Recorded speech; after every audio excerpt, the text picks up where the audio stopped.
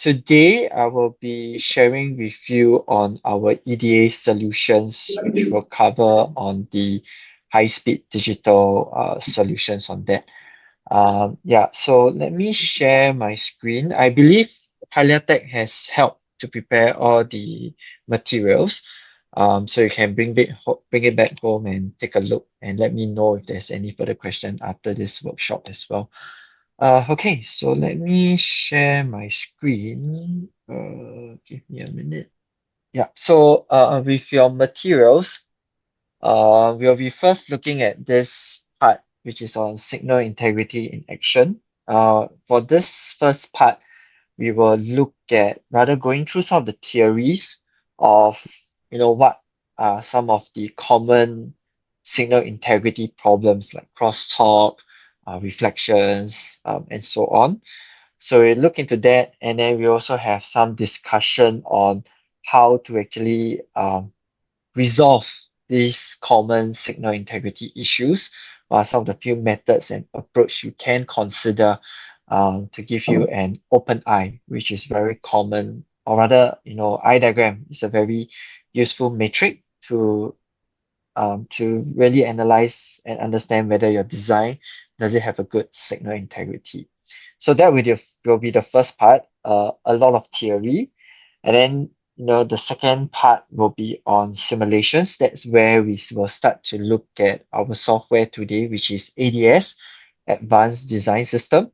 We'll be using this software to run some simulations for one of the high-speed digital boards and looking at one example on HDMI and another example which is on, I think, DDR4 using our memory designer. So that will be the second part. And then the third part will be again on another design board, on a Panda board, but we'll be looking a little bit on power integrity. All right, so I'll also go through some of the power integrity solutions that Keysight have, to complete the whole high-speed digital solutions on that. All right. So any questions, feel free to, just stop me if possible. I don't think everybody is in the Zoom meeting. But if you are in the Zoom meeting, you can feel free to type your questions in the chat as well if you have that link. Okay. Um, yeah. So we will first start on this slide. By the way, this is my contact, dexter.lee@keysight.com if you need to reach out to me. If not, feel free to reach out to Fikri as well if you have any questions, and then Fikri can just reach out to me. All right. Okay. So for this first part, we'll look at, how to solve signal integrity problems. We will look at how we can actually, based on an eye diagram, how do we identify the root cause of the problem? How do we identify signs of reflection, signs of crosstalk, and signs of frequency dependent loss? We'll look into that. And then we'll have some discussion on how Keysight EDA or Keysight ADS can help your signal integrity analysis much more easier, right? So signal integrity overview.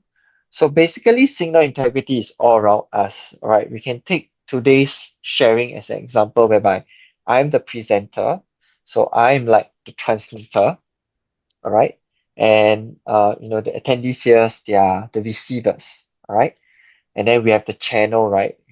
Which is air in this case, all right, from the speaker to you.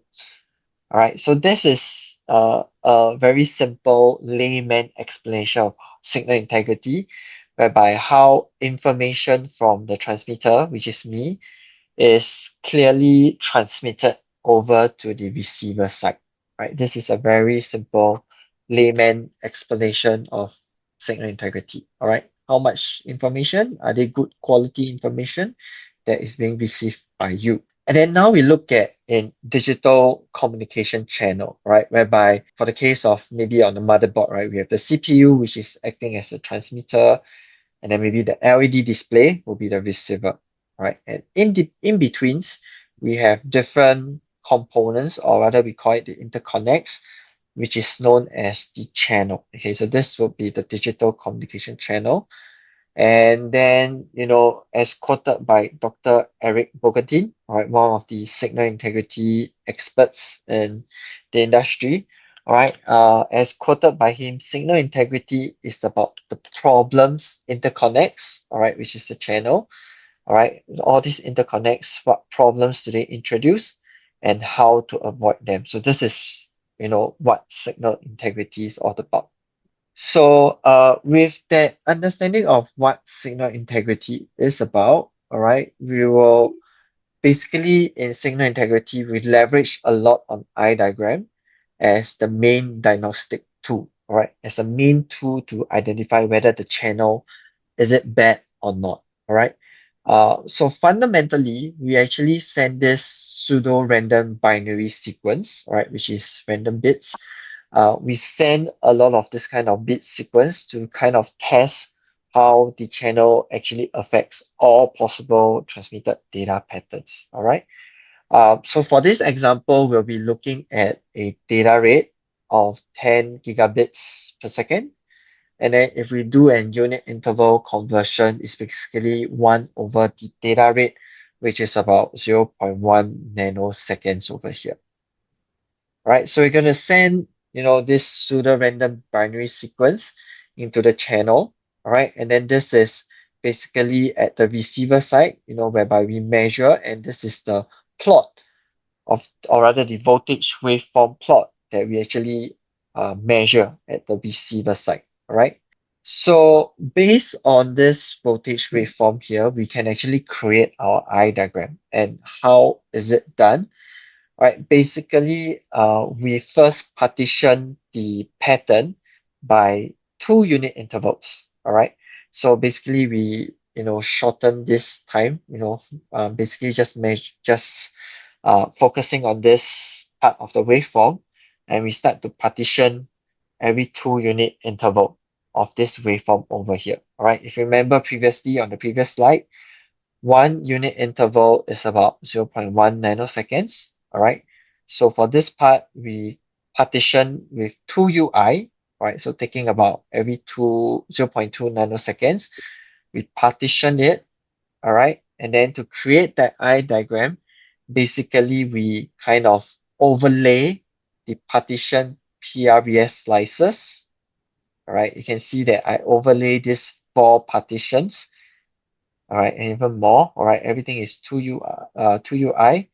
And if I overlay them, this will create the eye diagram for me. All right, and this is what is happening behind the scenes in simulation, even for measurements as well from our Keysight oscilloscopes. This is how eye diagram is being created, right? From the voltage waveform, we overlay them by every 2UI, and then this will create the eye diagram. Okay. So by understanding how eye diagram is being created, all right, so basically we use eye diagram in simulation to evaluate a channel over here, all right. So, at the transmitter side, it's very, the eye is very open, all right. We can very clearly tell which one, the bits 1 and bits 0, all right. So basically, if you get a very open eye, this means that, basically your design have good signal integrity over here. All right. So this was just one example. All right. And then, from the transmitter side, we transmit a very clean eye. But after going through that channel, you can see that the eyes is very close. All right. So some of the designers will use matrix like eye mask. All right. I think I will find one example for you later. All right. They'll have eye mask plotted here to make sure that the eye doesn't, overlap with the eye mask. All right. So if the eye mask doesn't overlap with the eye mask, it is still complying with the standards. So that design is still okay. Right. But if the eye diagram, all right, the center of the eye starts to overlap with the eye mask, all right. So let me see if I can draw. Might be easier. Yeah. All right. So an eye mask could be shaped like this in a diamond shape. Okay. So if the center of the eye is open, that such that it doesn't overlay the eye mask, we are good to go. All right, we comply with standards. But if it's, close and it overlays with the IMAS as shown over here, means you have a bad signal integrity design, and that's where you might need to redesign your PCB boards or start to look at other alternatives like equalization, which we'll go through later, to create that open eye for you. Okay, so this is some fundamentals on how to really look at eye diagram and to determine whether your design pass or fail. Yeah, so we are going to look at for this presentation, what are the causes for our eyes to collapse, all right, to give us a very bad eye. So this is something we'll discuss next. All right. So basically on this slide, a closed eye indicates a falling channel because 1 and 0 cannot be distinguished. All right. This is the main message for this slide over here. All right. So we're going to gain SI insights from the broken channel. All right. So basically, we're going to do some qualitative assessment. Right. We're going to run a simple simulation basically on these three um, channels over here. All right.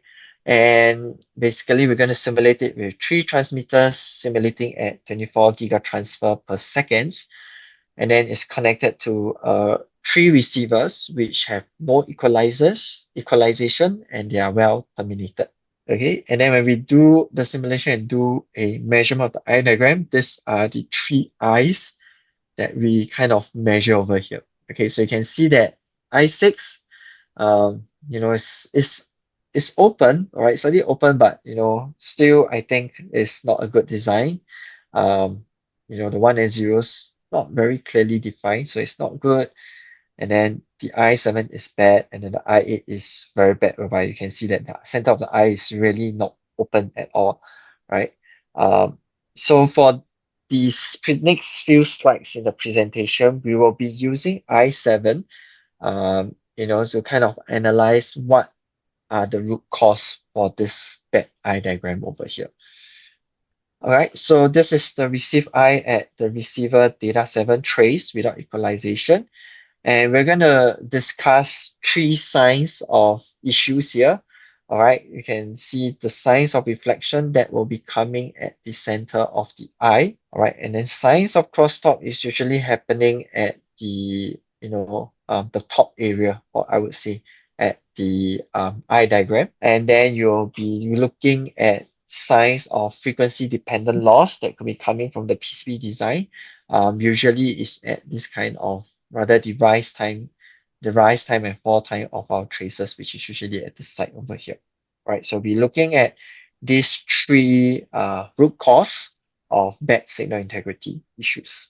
And one more thing, I think this is something useful as well to you as a SI engineer.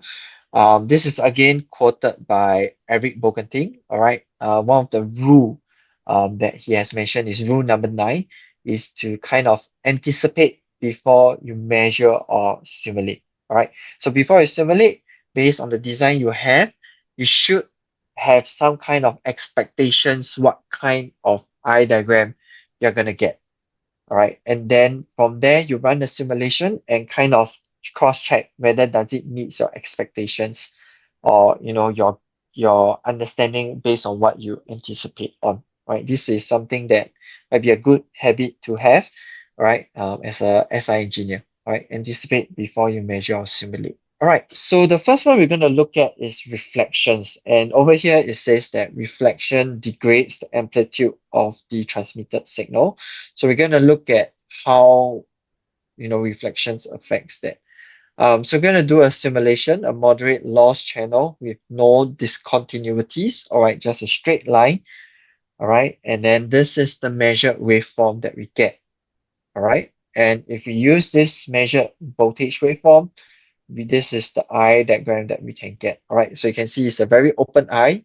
We can distinguish the ones and zeros very clearly. All right, now the second case is, let's say, what if I include a discontinuities into my trace here? All right, so this will introduce some impedance difference.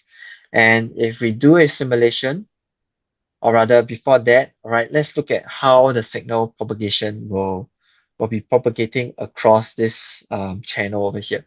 right? So we send in the signal, all right? You can see that the first part signals will get reflected over here, all right? So part of the signal will get reflected, and part of the signal will still get transmitted here, all right, because of the discontinuities.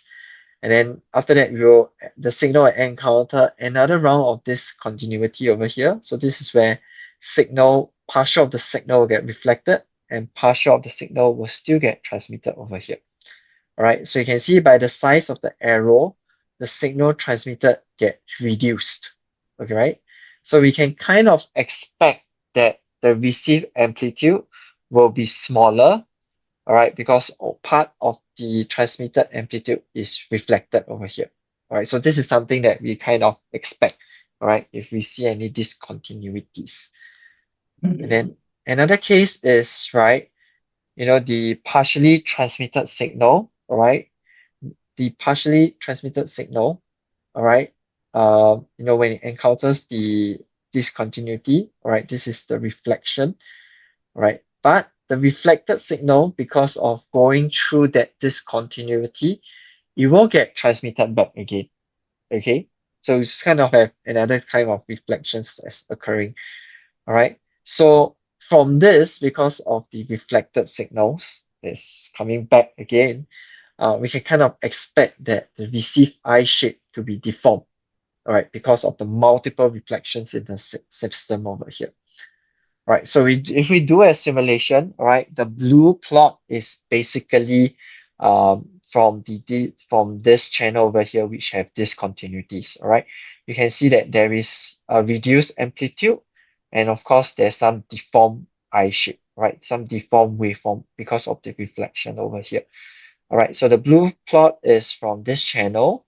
The red dotted plot is actually coming from this channel over here. All right, we just overlay the results for comparison. All right, so you can see the results. And if we do the eye diagram plot, all right, this blue plot basically is the results from the channel that has discontinuities. All right, the pink plot is actually the channel with no discontinuities. Right, so you can see with these continuities, how we can make your eyes a little bit closer. All right, so just take note to make sure, or rather to if possible, do avoid these continuities from design over here.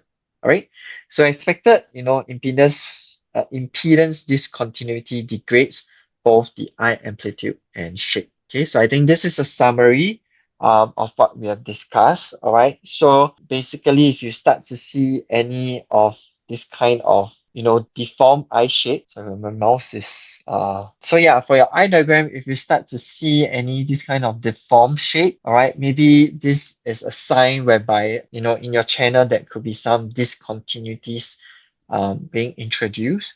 All right, so one of the fix is to locate any impedance discontinuity and match it with your channel impedance. All right, if it's possible. Okay, if it's not possible, we'll look at other solutions later. All right.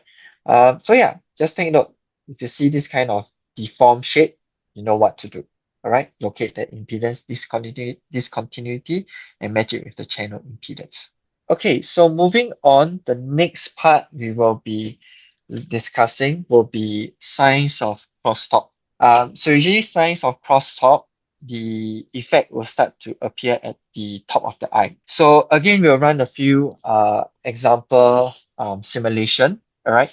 So in my simulation example case, basically what I've done is I've simulated 3 traces, as you can see over here, but with very wide spacing. All right. So the spacing is about 10 times wider of the trace width. Okay.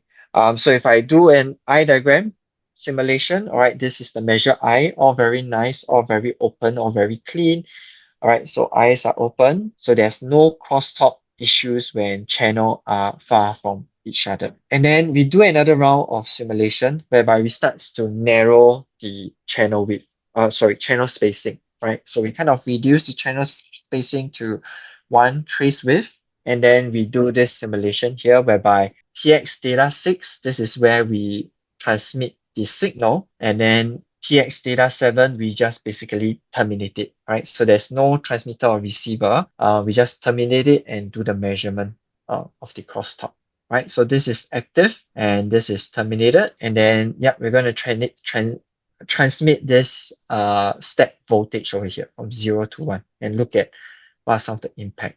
All right. So a little bit of engineering science here. All right. So when we transmit this step voltage because of the fast switching characteristics of this step voltage waveform, this will introduce a current loop, right, which is clockwise on this trace here. And because of this current loop that is being generated, this current loop will will create an induced current loop, which is counterclockwise. All right. So with that, if we do a voltage measurement, all right, so this is the step waveform over here. And if we measure the TX data side, you can see that because it's an induced current loop, which is counterclockwise, there will be a small voltage being measured here at the opposite, sort of the opposite direction at the TX7 over here. So this is known as the crosstalk. And for this example here, the crosstalk voltage and signal will arrive at the same time, all right, with the step voltage that we introduce over here. All right, so the main story here is that crosstalk is introduced when there are nearby channels.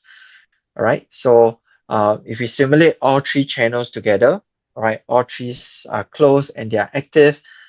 This is the measured waveform. If we measure at the data 7 trace, all right, you can see that there are multiple crosstalk that's being introduced.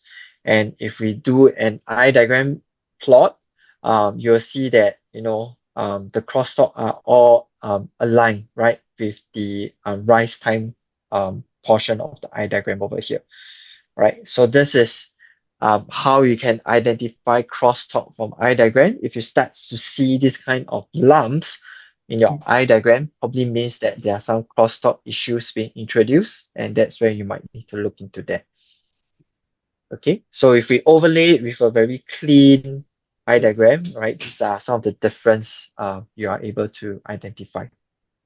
All right, so the main story here is that fine crosstalk shows up as peaks, all right, in the transitions over here. Okay, at the transition of your eye diagram.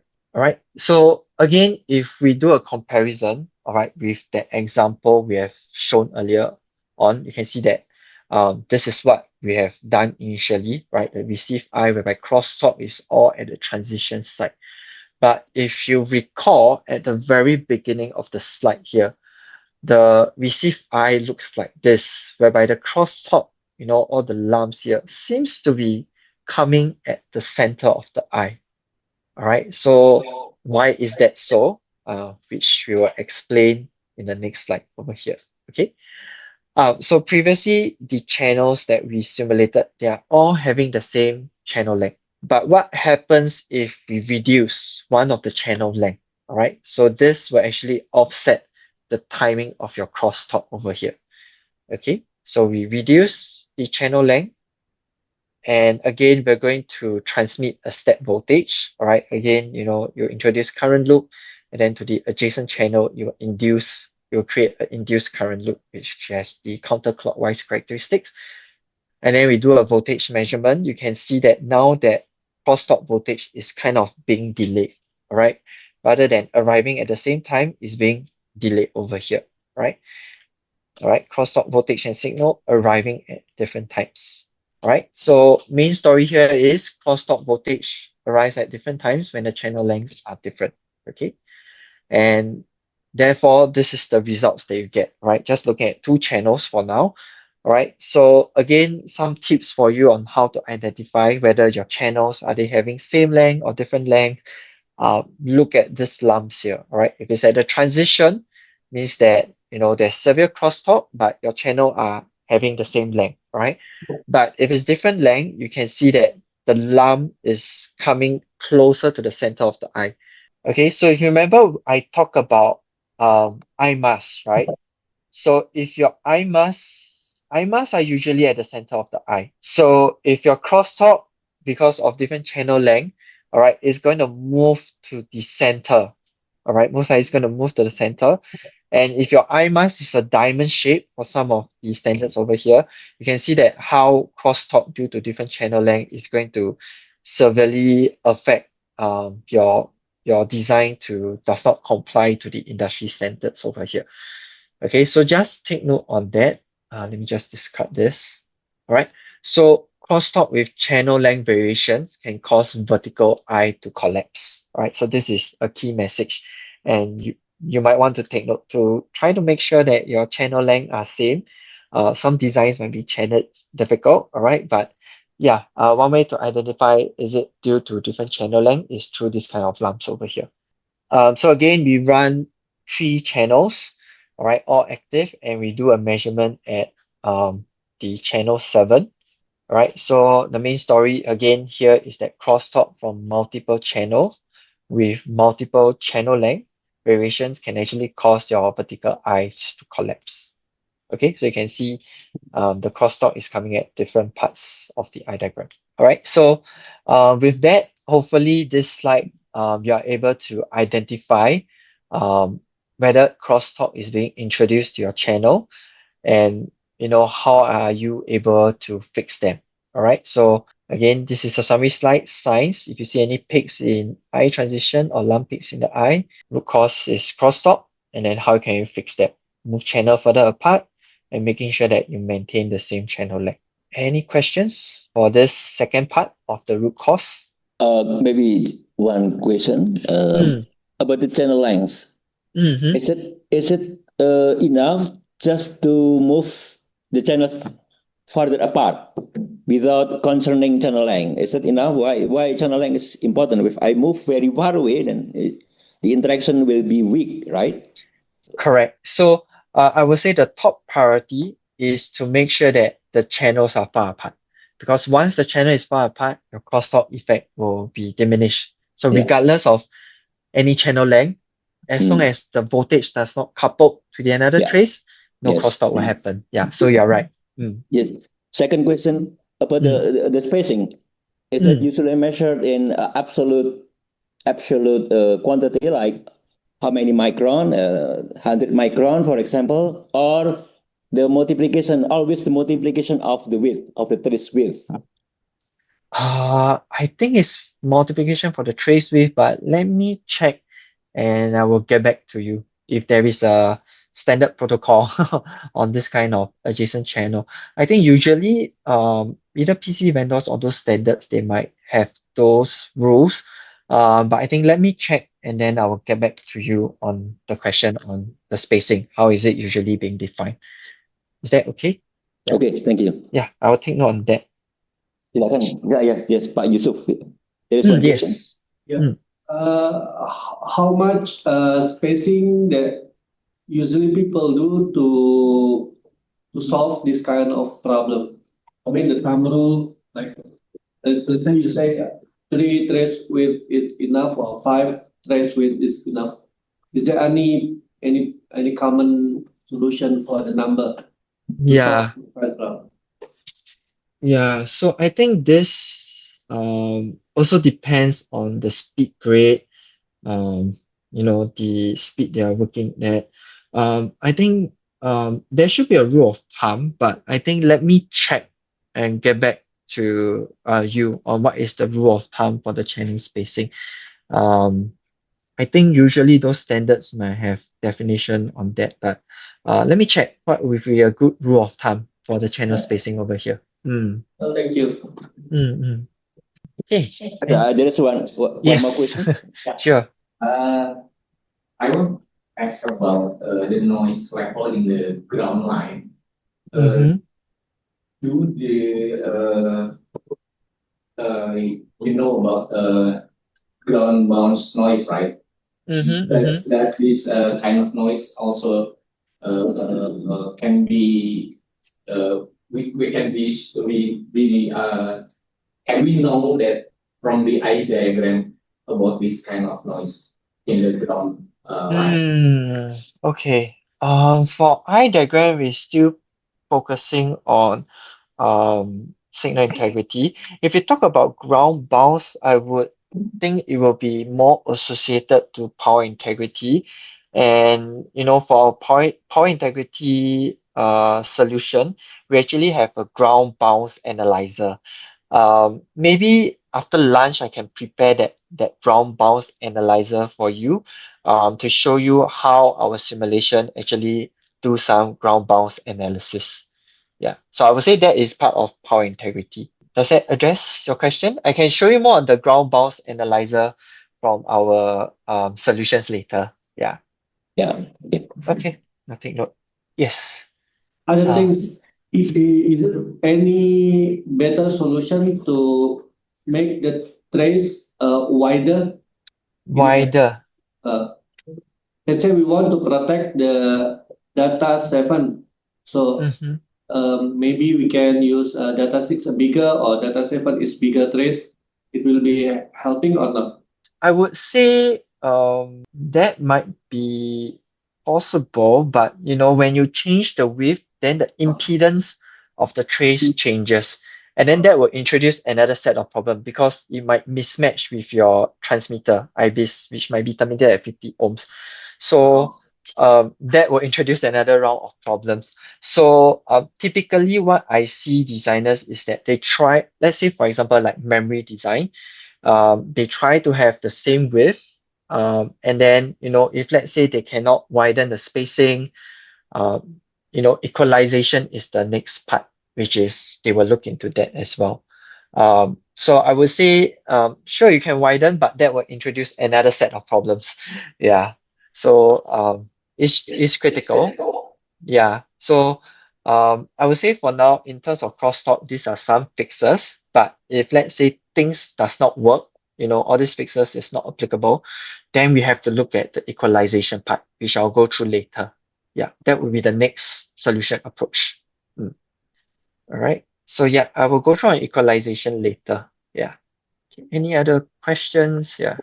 Please continue. Yeah. Okay, okay, good. And then the next part would be the signs of frequency dependent loss. All right, so this is usually coming from, I would say, the PCB side, all right, whereby there are losses that are usually introduced. All right. So if we kind of turn off the sort of the lighting of the eye diagram, all right, you can see that this is the rise time of the waveform. Initially we are transmitting a very sharp step voltage, but after the channel, we see that it kind of have a slope over here, right? So this is a telltale signs of frequency dependent loss, right? So basically, frequency dependent loss will cause rise time degradation, which reduce both the timing margin and the voltage margin. So again, we run a slew simulation, right? If we just transmit the signal across a lossless channel, we should receive a very nice kind of beats pattern over here, right? But if we transmit it to a lossy channel, basically we can kind of see this kind of degradation, all right, to the voltage amplitude and so on, right? So these are usually kind of the waveform you see when you measure at the receiver side, all right? And if we do a Fourier transform in our simulation, all right, this is the spectrum plot that we can plot out. You can see that the gray portion over here, this is the lossless channel, okay? And then you can see that with the lossy channel, you can see that a lot of the high frequency component has been attenuated, which is resulting into, the received waveform not having any sharp edges over here. Okay, so basically the lossy channel kind of act as a low pass filter, which degrades the fast rise type. Okay, so if we plot out the S parameter, this is the S parameter trace that we'll see. Usually it will be a downward slope for our S21, for example. And if we do a eye diagram measurement, right, basically you'll see a reduced kind of reduced eyes basically, right, and the amplitude. And of course, the this reduced rise time over here, which will eventually cause a reduction in both the eye height and the eye width over here. Okay, so this is the impact of a lossy channel that you have. And if let's say we compare with a lossy channel, just that with a constant insertion loss, all right, not frequency dependent, then it does not cross any degradation to the rise time, all right? It will just reduce the amplitude, right? So frequency independent loss does not degrade the rise time. Okay, so this is some information for you. All right, so basically receive I without any equalization. All right, this is the I diagram that you can see. And if we use I mask, all right, so an I mask could be a rectangular shape as well. You can see that basically this I does not meet the I mask requirement. Therefore, we need to do something about it. Okay. Right, so we kind of expect a larger eye opening as channel length decrease. All right, yeah, so this is something we can expect. So we can take a look at a next few simulation. All right, this is on channel length. All right, a simulation comparison between 25 millimeters as compared to 80 millimeters. All right, if we start to reduce the channel length, all right, you can see that the eyes get more and more open over here. Right, so this is some simple simulations we have done. Right, so in summary, you can achieve a larger eye opening as channel length decreases. Okay, so this is some tips you can look at. All right, if it's possible to reduce the channel length, yeah, then that might help to actually create a more open eye. All right, I know some cases it can't, so we look at how we can do that later. But yeah, if you can reduce your channel length, that will help to create a much more open eye on that. All right, so this is a summary on the fixes that could be applied to help to make your eyes more open. Okay. So I think in summary, this is one summary slide that you can take home with you on how to identify root causes when you are looking at eye diagram and how you can fix them accordingly. Right. So improve your signal integrity by removing the root cause. And then the next part will be on equalization. All right. So there are cases whereby you really, really you cannot widen the spacing, you cannot reduce the channel length, and so on, whatever we've discussed earlier. You just can't do that because, high-speed digital boards, there are so many traces, you have limited board size, you can't just, widen the spacing and so on. So that's where equalization really comes in to help to open your eyes. All right, so the next few slides, we'll look at equalization. So yeah, so this is on applying equalization. So the goal of equalization is to sort of equalize and make sure that your channel loss is flat, right? As you can see earlier, with a flat channel loss, we do get a much more bigger open eye, right? So that is the goal of equalization, to sort of compensate for the channel loss over here. All right, so apply equalization to the receiver, right, to actually recover the data. Okay, so just to point out as well, for frequency dependent loss channel, basically it will introduce ISI, right? Intersymbol interference. So you can see over here a very clean signal. Once it propagates through the channel, right, that's where ISI starts to introduce, whereby you can see that there's some induced or introduced rise in voltage at this portion over here. All right, and if we sort of put all the bits together, it's going to have some ASI issues over here, right? So the low pass nature channel, right, which reduce the high frequency components of the spectrum, right, this will actually introduce ISI in your bits transfer. Right, so some of the terms that we'll be using, right, for the equalization portion is that, the main signal pulse over here, we call it the cursor, all right, and then before this main pulse, we call it a precursor, and we call it, after that is the post cursor, all right, and during the equalization, it's mainly sort of adjusting this kind of precursor and post cursor, which we'll see later on, all right, to compensate for the channel loss. Okay. So usually how do we apply equalization is through the help of IB's AMI model. Okay, so for IBIS, it usually defines the electrical properties of your circuits, of your transmitter or your receiver side, right? So it's usually that equalization electrical properties, which will define your termination and your package details and so on, all right? And then the EMI part, this is where your equalization comes in, all right? We call it the algorithmic modeling interface. The AMI will contain information of your equalization, like your DFE, your CTLE, which we'll talk about later. All right, so combining these two, IBIS AMI, all right, this will help to try to achieve an open eye for you. All right, so usually IBCMI is provided by vendors, or rather, most of the vendors does provide IBIS. Some vendors does not provide the AMI, so not to worry, Keysight have solutions to provide the AMI for you. All right, but basically these two files will work together, and to make sure that the transmitter and receiver behaviors are being modeled accurately.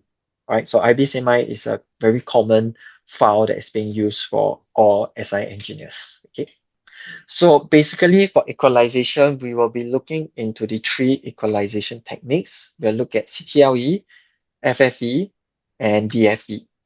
Okay, so CTLE is the continuous time linear equalization. It's based on a linear approach, and I would say most of the time it's analog, and it only affects on the post cursor. All right, so basically we're going to sort of adjust the post cursor side, and I would say usually is at the receiver side. We apply CTLE at the receiver side. And then for FFE, this is feed forward equalization. It's linear and is usually based on digital signal processing. All right. And then it's basically affecting the pre and post cursor. All right. And then it could be on the TX or the RX. All right. So we'll look into that later. And then for DFE, which is decision feedback equalization, is based on the nonlinear technique. It's usually digital signal processing, and it only affects the post cursor side. And DFE is usually at the receiver side because it requires a feedback from the received signal to make a decision to change the waveform over here. Right, so these are the three signal equalization techniques that apply signal processing to your waveform. Okay, so we'll look at CTLE. Basically, CTLE acts as a high pass filter. All right. Basically, for the let's look at this blue waveform over here. All right. This is the received waveform after the lossy line, and this is the channel loss. Right. So the main objective of CTLE is to compensate and try to flatten the channel loss. All right. As seen earlier, with the flattened channel loss, we get a much open eye. Right. So that's the purpose of CTLE. All right. So basically, to compensate for that channel loss, basically what CTLE response will be sort of the inverse. All right. We apply the inverse response so that we try to flatten out the channel loss that we see over here. All right. So initially, without equalization, you can see that it's a very close eye.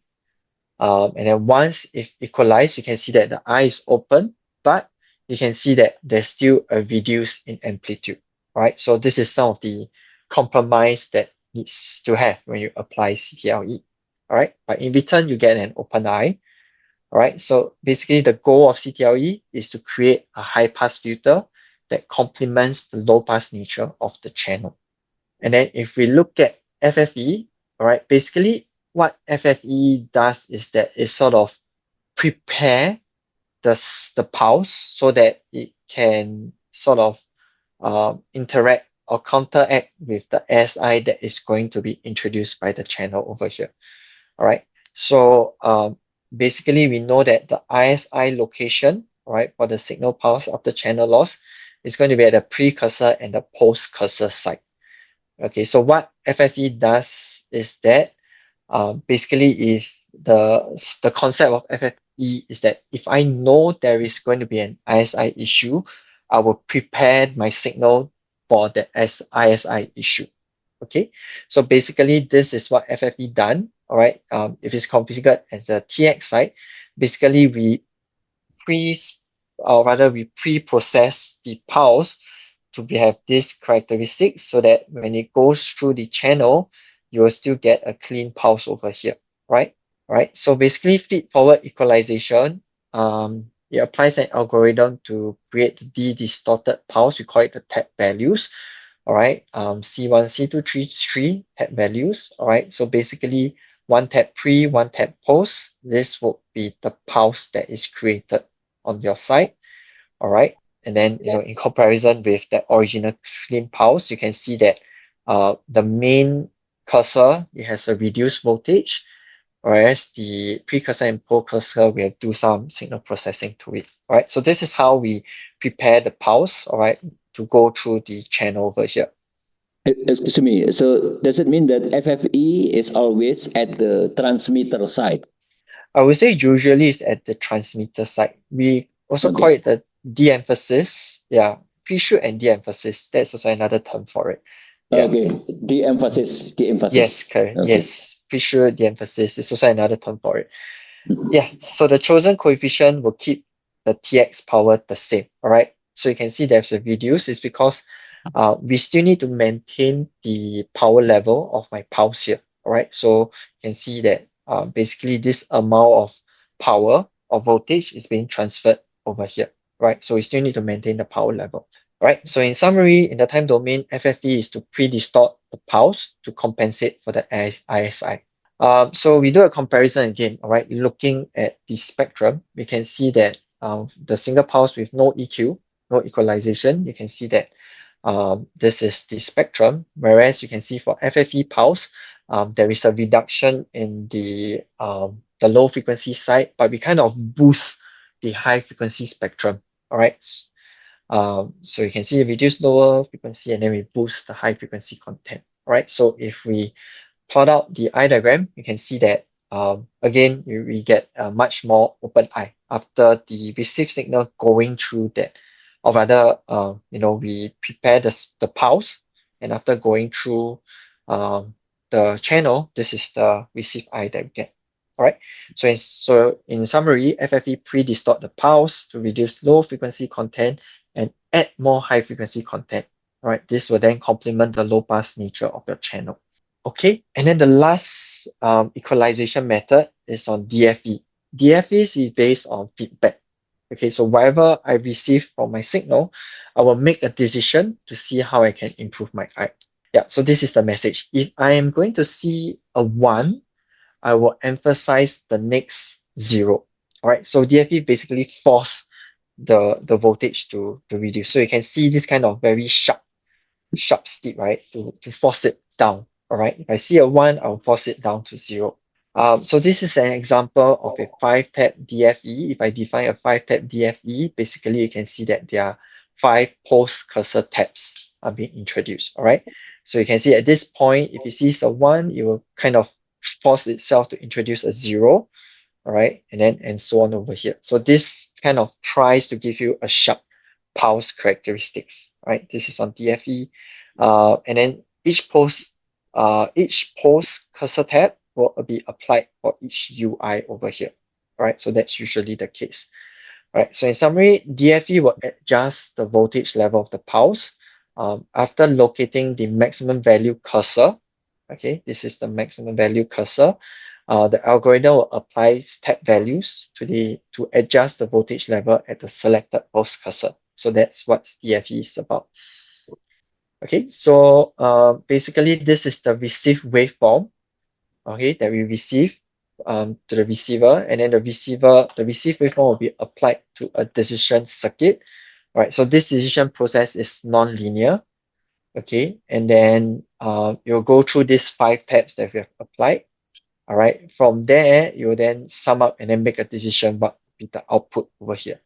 Okay, this is a simpler term to illustrate to you on the flow on how DFE works. Okay, so this will be the waveform. The pink plot is the waveform that you get from the waveform. All right, so the decision circuit produce a simple decision.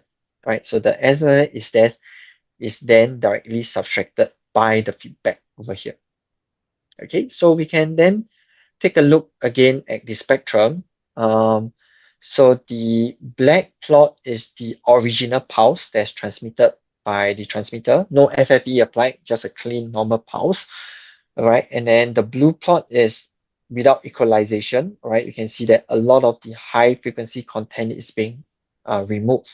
But if you apply FFE and go through a Fourier transform, you can see that there is a boost in the high frequency content, and that's what you want to retain. Lossless channel after lossy channel with DFE. Okay, so at DFE, we boost the high frequency content again.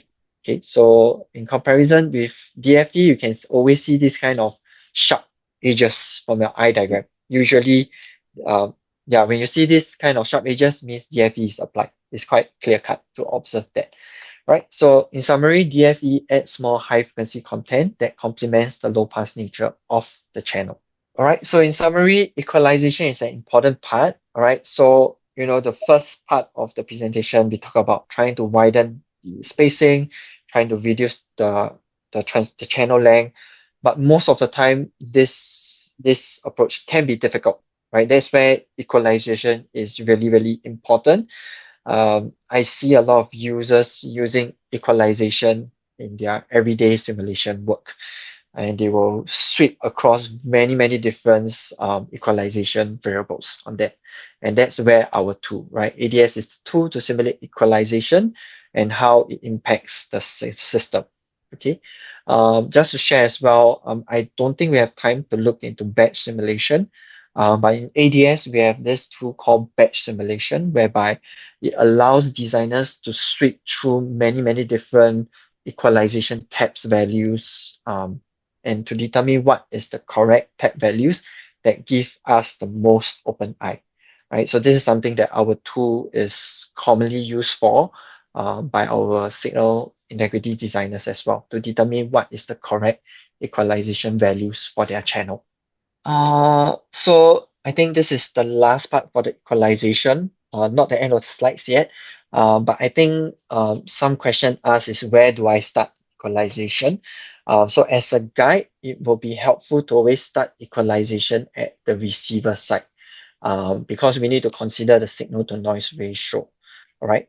So in general, preferably to start adjusting the equalization at the receiver, so we don't have to increase the system crosstalk voltage. All right. Okay. Any question on equalization? Okay, no questions. Sorry, Then noise amplification. What do you mean by noise amplification? yeah, because the channel will introduce noise, right? So there will be noise amplification. So yeah, I think it's more of the RX equalization might help to mitigate the noise amplification. Yeah, I think this is what is mentioning about. Yeah, let me check in details. What does this noise amplification meant? Is it the RX equalization solving that? I will check on that. Yeah. Yeah. Okay, no, any other questions? Yeah. Okay.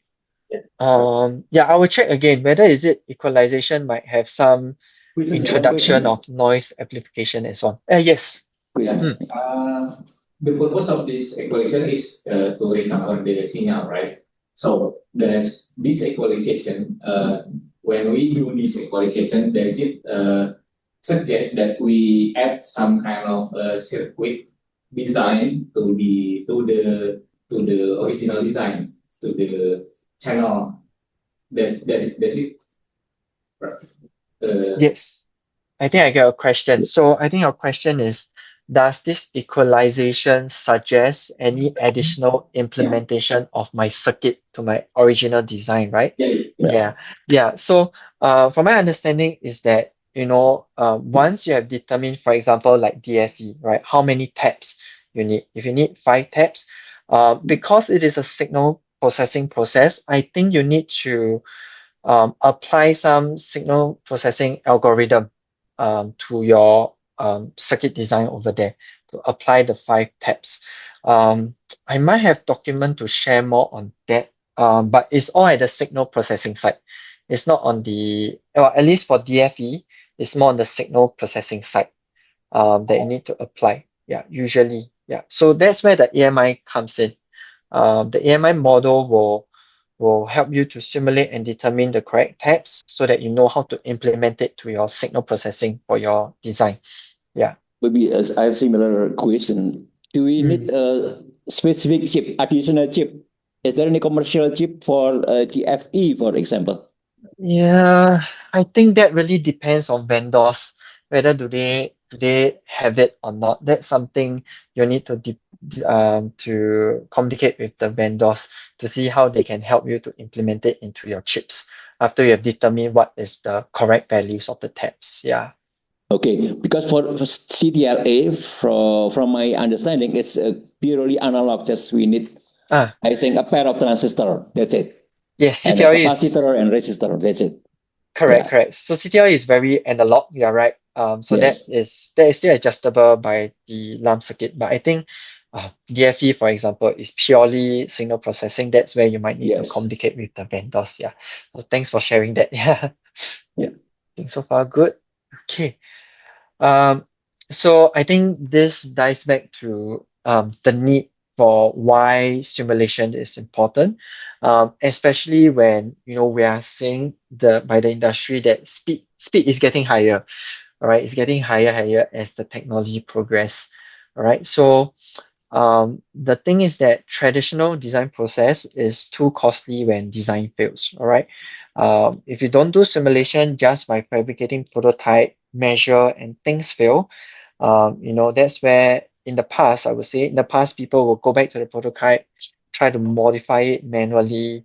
And the thing is that it's a very long and costly process. Whenever a design fails, you are risking time and money, right? So traditional approach is inefficient, expensive, likely to miss the time to market, right?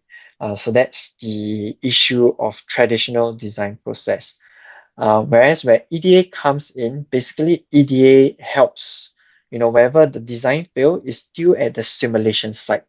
And there's a lot of things you can play around with the simulation. You can just quickly change capacitor values, quickly change the width of your transmission line and see how it impacts the design.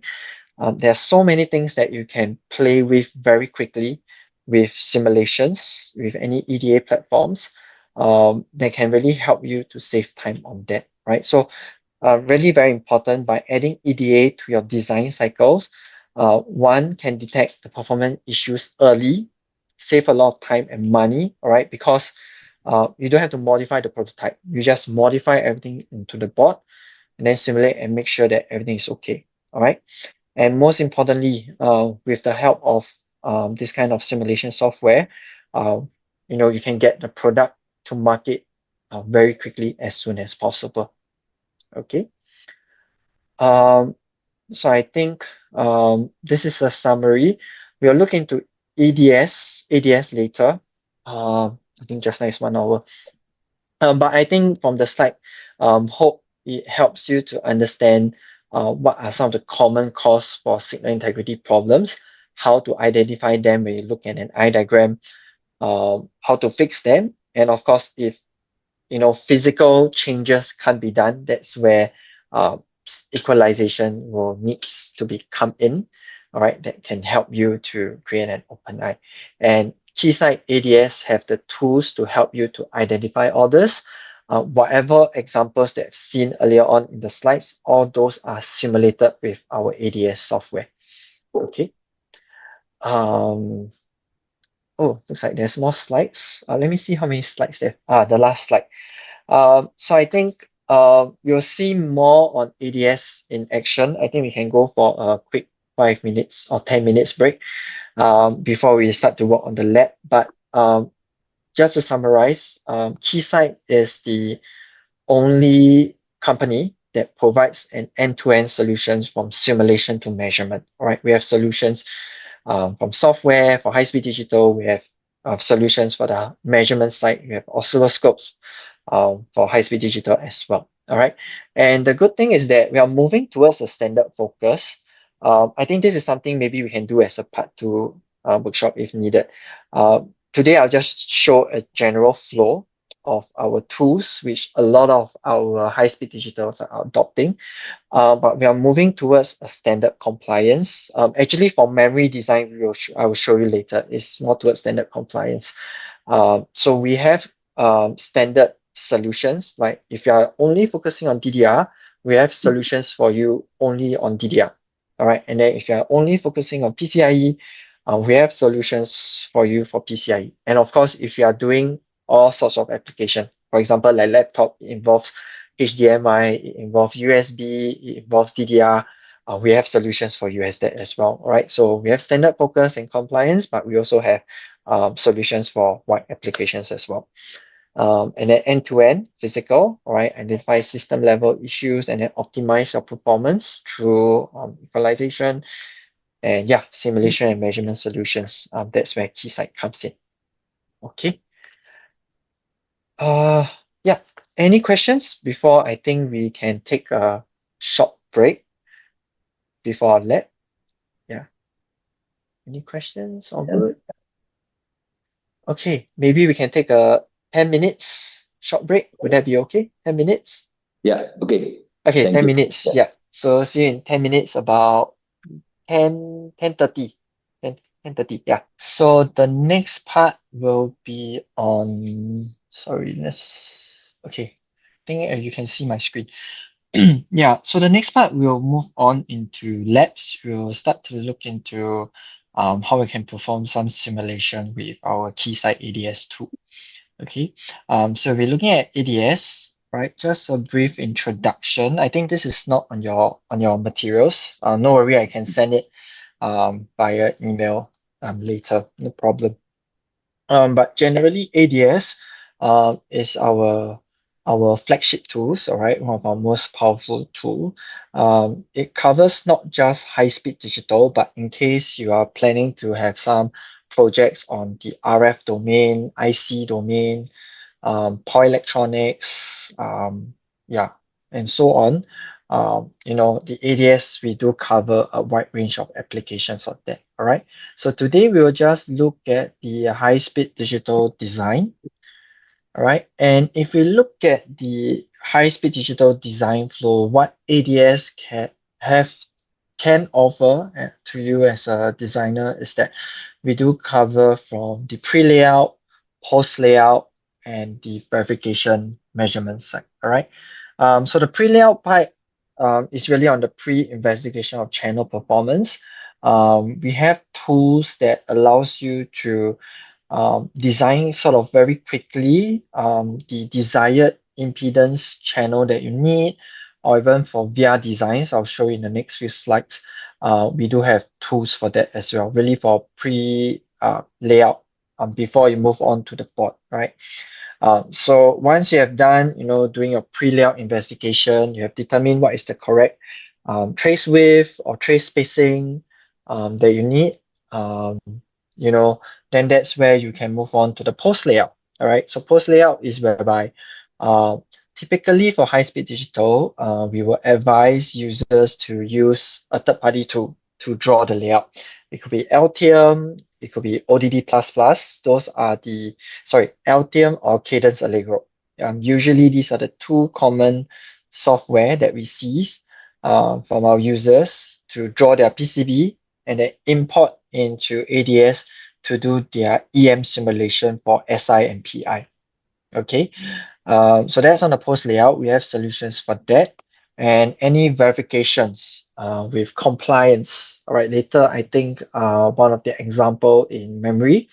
I think there's one example which will run a compliance test to check whether our design does it meets the compliance standards. Okay, and this compliance test is the same as what is being used by our Keysight instruments. All right, so you can see that the testing platform is the same, regardless of whether you are in the simulation or in the hardware Keysight measurement itself. So this create like a constant, all right, a constant testing platform. And then you don't have to relearn different tools to test your simulation or test your measurement site. All right, so this is something that we are very unique and different from others. All right, compliance tests applicable for both simulation and hardware. Okay. And then very quickly, we'll be looking at channel simulation. Right, it's a bit small, but it's somewhere here. This is the main simulator that is generic for all, I would say for most SERDES cases. Okay, for SERDES, usually we'll look at channel sim. For memory, we'll look at memory designer. All right, we'll show on that later, but channel sim is the most generic simulator that can be used across the different high-speed digital standards. Could be for PCIe, could be for USB, could be for HDMI. All right. And then we do support of IBIS AMI simulation. Okay. And sometimes vendors only provide you with IBIS, but you need the AMI part to create an open eye. So Keysight have solutions to generate AMI model. That will require separate license. Yeah, but we have this kind of modular features for it to create AMI models. Okay. And then any S parameter files that you want to bring in, like connector models that you get from vendors, you can bring it in into ADS and connect it with your channel, and so on. So all this, you can do it ADS. And as mentioned, we support a wide range of standards over here. Okay. Yeah, so I'll briefly talk about pre-layout first. Today's lab, we might not have time to go through in details, but generally, this is the pre-layout flow whereby you could receive a PCB stack-up information from your PCB vendors. And then typically what I see from designers is that once they get that PCB stack-up info from their PCB vendors, they will start to create a PCB stack-up. They can create in ADS, that's possible. Sometimes designers also create in their PCB drawing too, either ways. But I've seen designers creating the PCB stack up in ADS, and then they will use our control line impedance designer to start designing, for example, in this case, there are differential pair lines. What will be the expected trace width, trace spacing, in order to design the correct trace impedance that they need for their design. All right, so this is on the control line impedance. They also use our VR designers to create their VR structures. All right, so they can use VR designer to simulate this kind of 3D VR structures. All right, and after which, that's where they do the parameterized channel, whereby they combine the control line impedance that they design and the VRs, connect everything together and run a channel simulation to look at their eye diagram. All right, so this is usually the pre-layout flow that designers usually use our tool with. And then to show some quick demo over here is that you can create a PCB stack up. Right, so this is purely created from ADS. You can create stack up from scratch based on the PCB information that you get from your vendors. Right, you can create materials for that as well, specify the thickness and so on. All right, and then that's where once the stack up is done, we can move on into our control line impedance designer. All right, so you can see over here, basically I'm designing a differential pair, right, which is on microstrip H couple. I'll make it a little bit bigger. Oops, looks like I can't use this. Okay, you can see that is on microstrip H couple. All right, and then the spacing type H to H, and then you can define what is the top and bottom layer. The thing about control line impedance is that I can optimize my design, all right, to get 100 ohms impedance. All right, this is something that our control line impedance can do. You can optimize the design, and then it will list out for you what is the correct width and length and spacing that you need to create to have 100 ohms based on the stack up that you have designed. And you can look at the different information of the transmission line that you have designed over here. Okay, so this is on the control line impedance. Then the next part will be VR Designer. All right, VR Designer, it will allows you to create a 3D view, okay, of your VR design. You can create stitch VRs, a lot of different kind of VRs that is supported here. And the thing is that is a 3D model. So, if you are familiar with the EM simulation world, basically what VR Designer uses is the finite element method, FEM engine, to simulate the VR structures and create this kind of results for you. Okay, because VR is it's good to consider VR as a 3D structures over here. So that's why this tool here uses the FEM to characterize the VRs. For momentum, for control line impedance, it's fast. So I think it uses quick momentum, yeah, to simulate that. I will check and confirm. But basically, momentum is this CILD is quite fast when you do the optimization and simulation. For VR designers, it will take a little bit of time because of FEM, but it shouldn't take very long as well. Okay, so you can look at the S parameters, you can look at the TDR as well. All right, I think for SI engineers, TDR is also a very important matrix to look at. So you can look at TDR plots as well. Okay, so after I've designed all this to Did you say TDR? TDR? yeah, TDR. Time domain reflect to yes, yeah. TDR. So, Okay. TDR, yeah, a bit small, but yes, you can see the TDR plot. Okay. Yeah, so we can, after that, we combine the transmission line with our VR designer. All right. So basically it's transitioning from top layer to layer 3. All right, you can see differential top, all right, at the left side, and then differential layer 3. And then you transition up to differential top layer as well. And then once I run the channel simulation, okay, I can look at the plot results like basically with drill and no back drill. And this is also something that can be done with VR Designer. All right, so basically without back drill, which is this design, okay, let me just zoom up, which is this design. Basically, I didn't apply any back drill to the VR. So because of that, there's some resonance occurring. All right, so this is also additional knowledge on VR designs. If without back drill, some designs without back drill, it actually cause some resonance, which can also contribute to your closed eye. All right. So Excuse me, this is can you explain what you mean by back drill? Just drilling, making hole, or something like that, or okay. Do you know VR structures? VR yes. structures, yeah. Yeah, So sometimes how many VR layers is it? structure. Excuse me, 3 layers? How many? 4 layers? Are you talking about? How many layers are you talking now? Talking about Well, for this layer, it's about 8 8 layers. layers. Okay, okay. Eight Yeah. layers, yeah. This drill over here. This drill over here. So, is that what you mean by back drill? Is that back drill? No. Yeah, so basically what I'm simulating is no back drill and with back drill. Okay, Yeah, so yeah. what is back drill? Okay, let Yes. me draw something.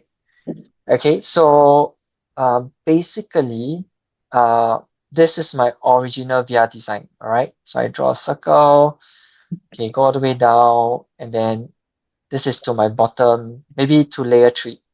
Okay, so this is my top first layer, this is my third layer.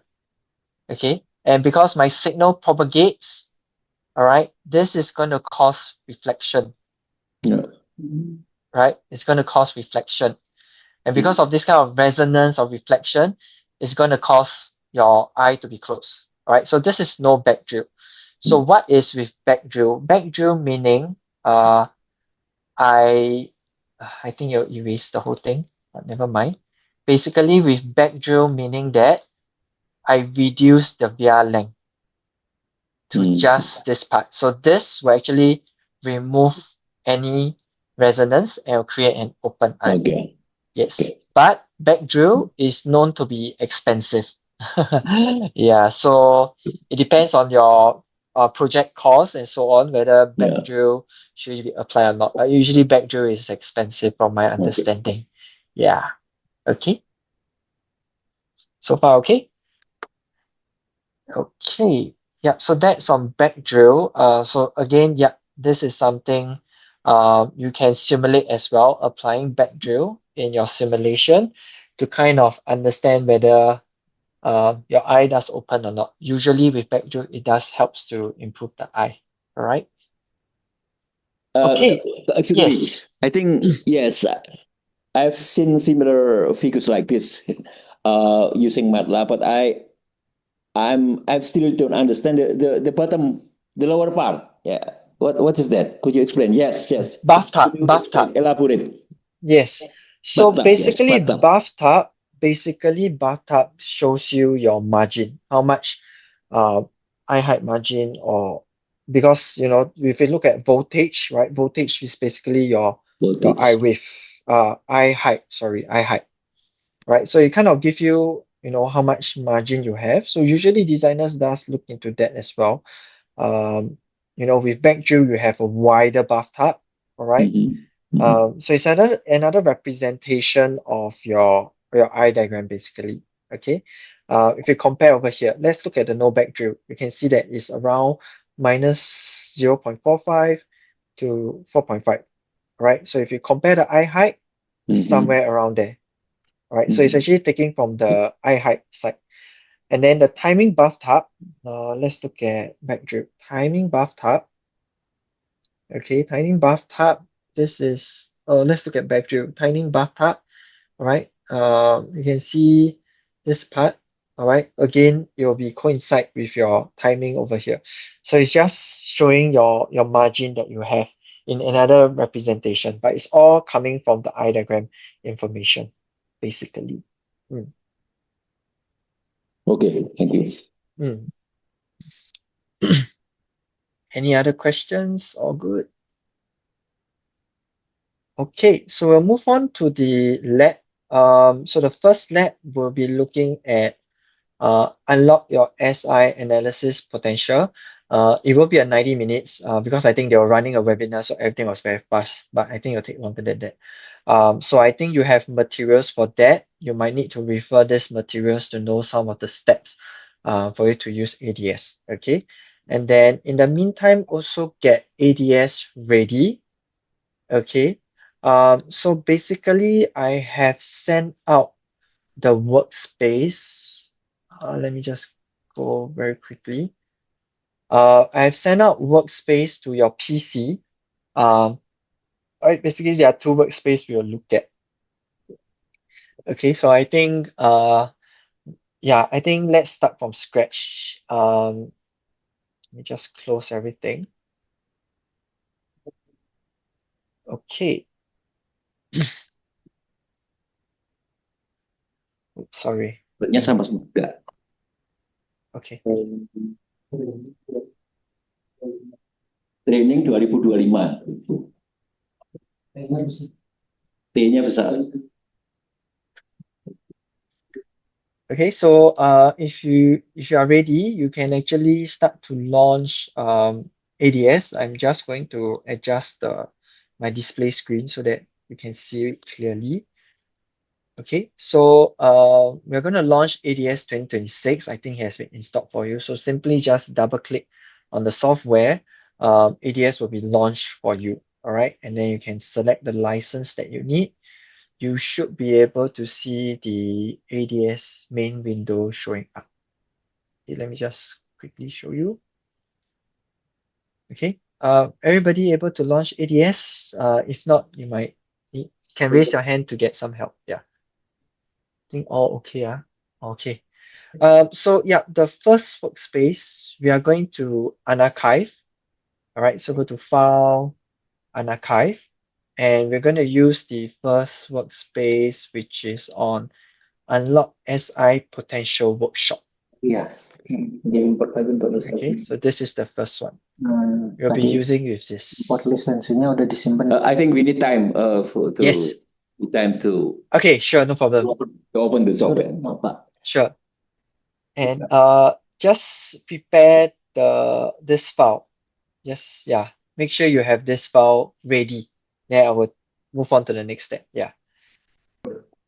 Okay, I think maybe we can move on a little bit. Okay, sure. So once you have opened up, managed to launch ADS software, we're going to open up this workshop material. So you can simply go to File, and then we can go to Unarchive. All right, I'll pause here for a while. Go to File, Unarchive. Okay, so it take a while to process the archive file. Okay, so you will see an unarchive wizard. It should have a default destination path. You just have to click next, next, next. Just click a few times.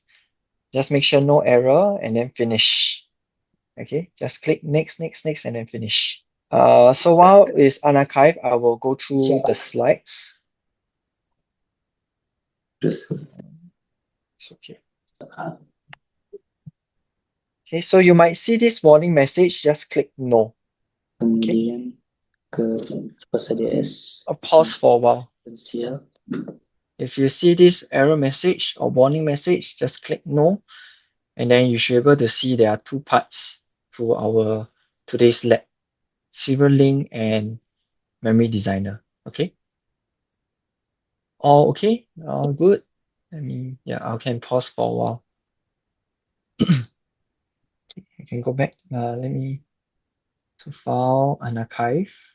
Okay, and then you should be able to locate the unlock SI potential. Okay, and then click next, next, next, and then finish, and then it should be open like this. Okay, all can reach at this stage. Okay, then I'll go through the slides first. Okay, so the next part, basically, we're gonna start to look into simulations a bit more. So all these slides are in your material slides, so you can take a look. I'm looking at slide number 3 now. So basically, again, another rule that we'll be using a lot for this lab is that we're going to anticipate before simulation. All right, so you see a few anticipation and so on. And the key thing about, for ADS, what is able to offer is that we do provide the 3D EM simulation for you to characterize this kind of high-speed board, which can give you a good SI analysis over here. And we do allow an easy workflow that allows you to set up EM simulation quickly without going through difficult steps. All right, you can set up EM simulation for your board design very quickly and look at some of the SI analysis. All right. So we'll first look at part 1, which is on HDMI example. All right, we'll look at a board by AMD Xilinx, and then we'll look at some of the eye diagram and S parameter results on that. And then the next part, we have a lunch break. Hopefully, we can finish within 1 hour. And then we have a lunch break, and then we can look at this memory designer, which will take 1 hour. I will go through more stuff. And then, we'll be looking at I think a motherboard example, if I'm not wrong. All right, for DDR. Okay, so this is the flow that we'll be working on for our lab today. We will first import a board, which is already imported for you, so you don't have to do import again. But basically, it's a imported board that we will be running a SI Pro EM simulation. Basically, SI Pro is our tool to perform any EM simulation for our high-speed digital boards. All right.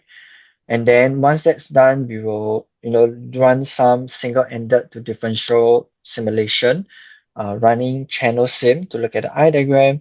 And then we will probably look into equalizations to see how we can create a more open eye, and then view the data in our eye probe over here. So basically what we are simulating is from the transmitter, which is from the FPGA to the retimer over here for the HDMI. Okay, so this is the actual board from AMD Xilinx.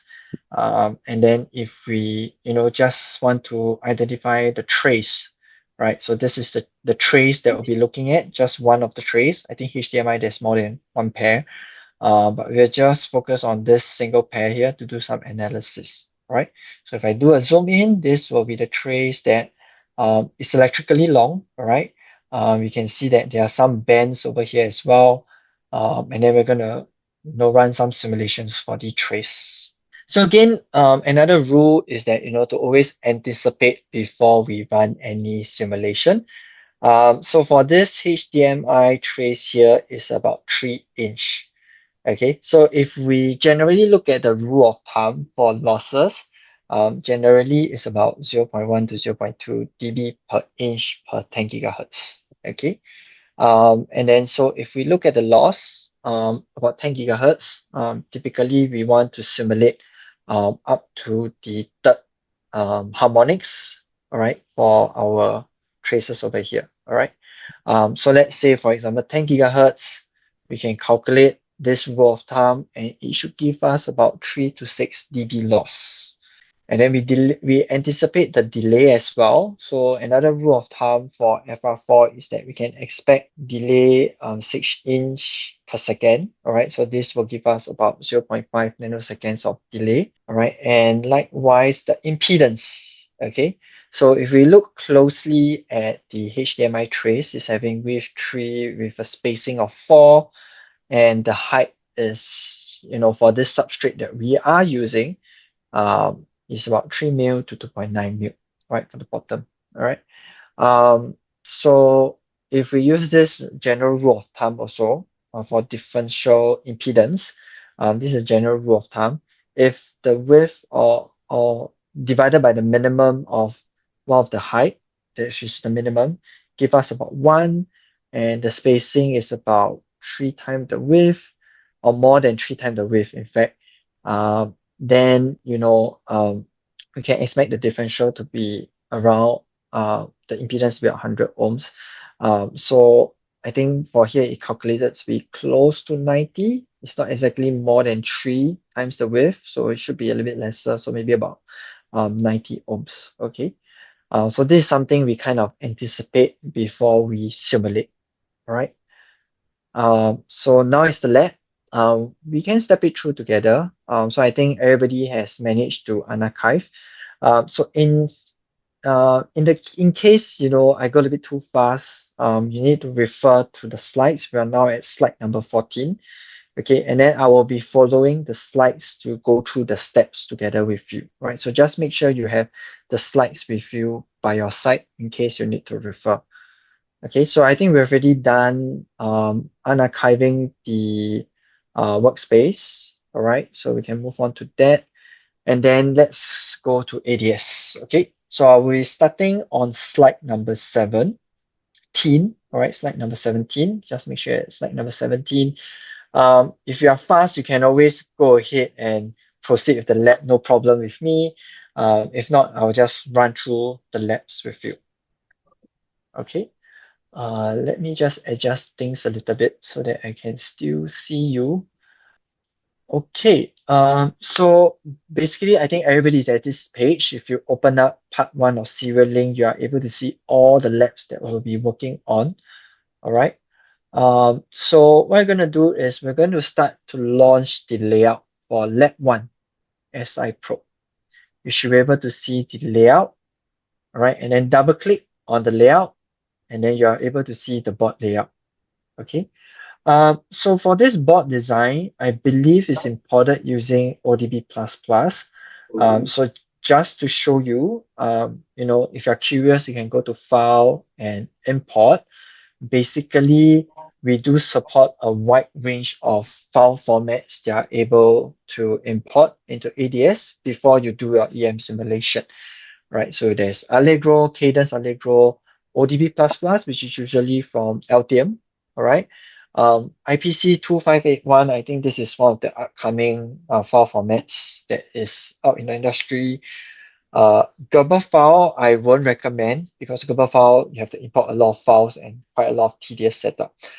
So in summary, what I usually recommend for customers is to look into Allegro, ODB++, or IPC. These are the 3 formats if you want to import any complex board into ADS. Okay. And then I received questions, are you able to draw layout in ADS? My answer is technically you can draw layout in ADS, but if your design is going to be so complex, I actually recommend you to look into third party. Our tool here, layout, is for much simpler design. So just take note, okay? If you are doing complex design, like this kind of high-speed digital board, usually we recommend, Cadence Allegro or LTM to draw those layout and then import it in. So when you import it in, all components will be included. These are all the board components. If you look at the ADS main window, or if you look at my screen, all the capacitors, everything, or the layout form, they are all imported in, right? So this is from ODB++, more complete. So highly recommend ODB++, Allegro, IPC. Okay. So once you have the layout imported, all right, we can start to launch SI Pro. All right, so if you look at my screen, under the layout, there's a SIPI icon. You can click on that. If not, you can go to Tools and SIPI Pro New Setup if you do not see that icon. Okay, so go to Tools, SIPI Pro, and then New Setup is fine. Open Setup is fine. Okay, so I'm just going to click on this icon, and then it will launch SI Pro for me. Okay. So let me know, or let us know. I think Asra is there. Yeah, so I think just let me know if you need any help. Okay, so I'll just pause for a while. Yeah. Yeah, I'll just pause for a while to make sure everybody can launch SI Pro. Okay. So once SI Pro is launched, you should be able to see the board in 3D view. You can use your left mouse to click and rotate. Okay, so depending on the performance of your PC, the time it takes to load up the board will take a while. Okay.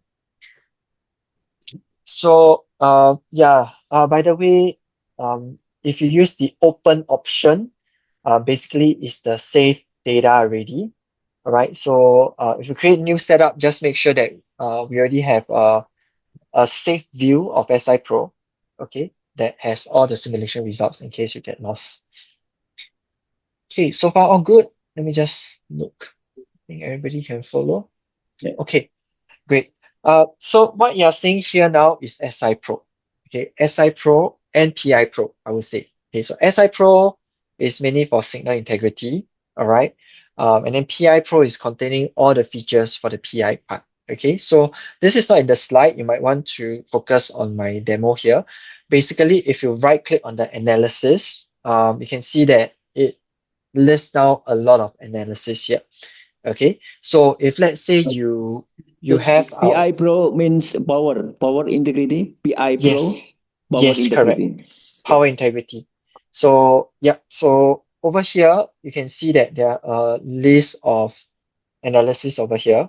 Okay, so SI analysis that comes from the SI Pro license. Let me just share a bit of licensing. Okay, so if you purchase the SI Pro license, then you're only able to use the SI analysis license. Okay, but if you purchase the power integrity license, then it will be PIDC, PIAC, PI dynamic sync. This is on the ground bounce analysis, which I will share after lunch.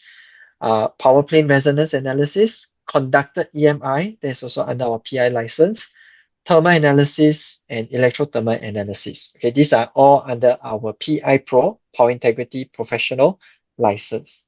And then SI Pro, Signal Integrity Professional license, only covers for SI analysis. Okay, so just take note on that. But we decided to combine both features into one UI because we know some engineers, they do both SI and PI. So it'll be better for them to just work on the same platform anyway. Okay.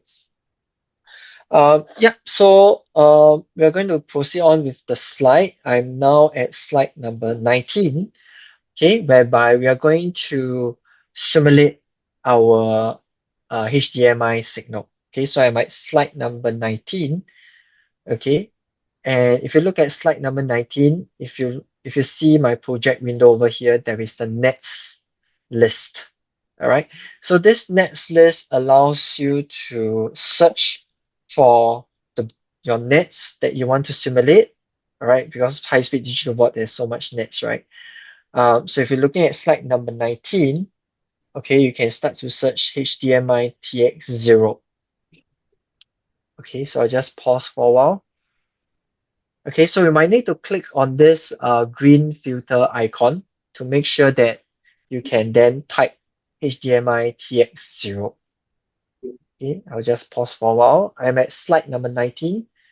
Okay, HDMI TX0. X0. Yeah. Is it still too small? I can make it bigger. Let me do that. It's clearer. Yep. So if you manage to find your HDMI TX0, you can start to move on to the next slide, right? So I think before we even run EM simulation, what we wanted to introduce is a tool called Rapid Scan. All right, that's slide number 20. All right, so this is a quick impedance tool check. Kemudian Okay, I'll pause for a while. Yeah. TX0. So I'm at slide number 20. This is where we introduce Rapid Scan. This is also part of the SI Pro element feature. And this is a quick impedance tool. It runs very fast as a quick check of an impedance before you run a full EM simulation, because EM simulation is going to take much longer time. So this kind of quick check tool is to just make sure your board, everything is okay. Quick reference before you run full EM simulation. Okay, so we are going to edit differential pair. If you look at slide number 20, whereby we're going to make this two HDMI as a pair for analysis. All right, so click on edit differential pair, and then it should automatically highlight these two signal nets for you. Okay, if not, just click using control button and click both of them, and then select make pair. All right, so this is on slide number 20. Okay, so you should see a differential pair here, and once done, you can click on done. Done. Okay. Okay, slide number 20, everybody can follow. Okay, if you cannot find the slides, let us know as well. I think we will help you to find the slides. Okay, so once that's done, you can click done, and then looking at slide number 21, this is where we are going to analyze the transmission. Okay, so looking at slide number 21, we're going to analyze transmission, and then it will quickly plot out, or rather analyze for you the transmission line.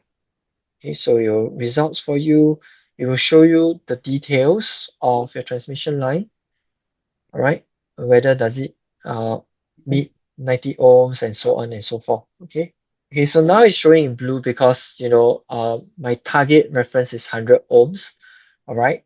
But as per discussion, we are anticipating 90 ohms, right? So if you change the 90 ohms, it should turn to green color. Okay, so this is just for your reference. We can look at this transmission line, what does it consist of, right? Mainly coupled line. Okay, you can have analysis of the width, the spacing, what layer is it at, and so on. Okay, so these are some of the information you can get from the rapid scan, a quick impedance check before you move on to your EM simulation, which will take much more longer time. Okay, and point to note, because it's faster, right? So there are some, I would say, calculations that are not full. In other words, may not be 100% accurate. It's only for reference, a quick check, on whether your trays are on the correct impedance. All right. So if your impedance is very off from your target, then maybe you want to take a look at your traces for your design first before you run the full EM simulation. But usually we want to run full EM simulation is because that full EM simulation will give us higher accuracy of our board representation. Okay. So that's the purpose of rapid scan. Just a quick check, make sure everything is okay before you run full EM simulation.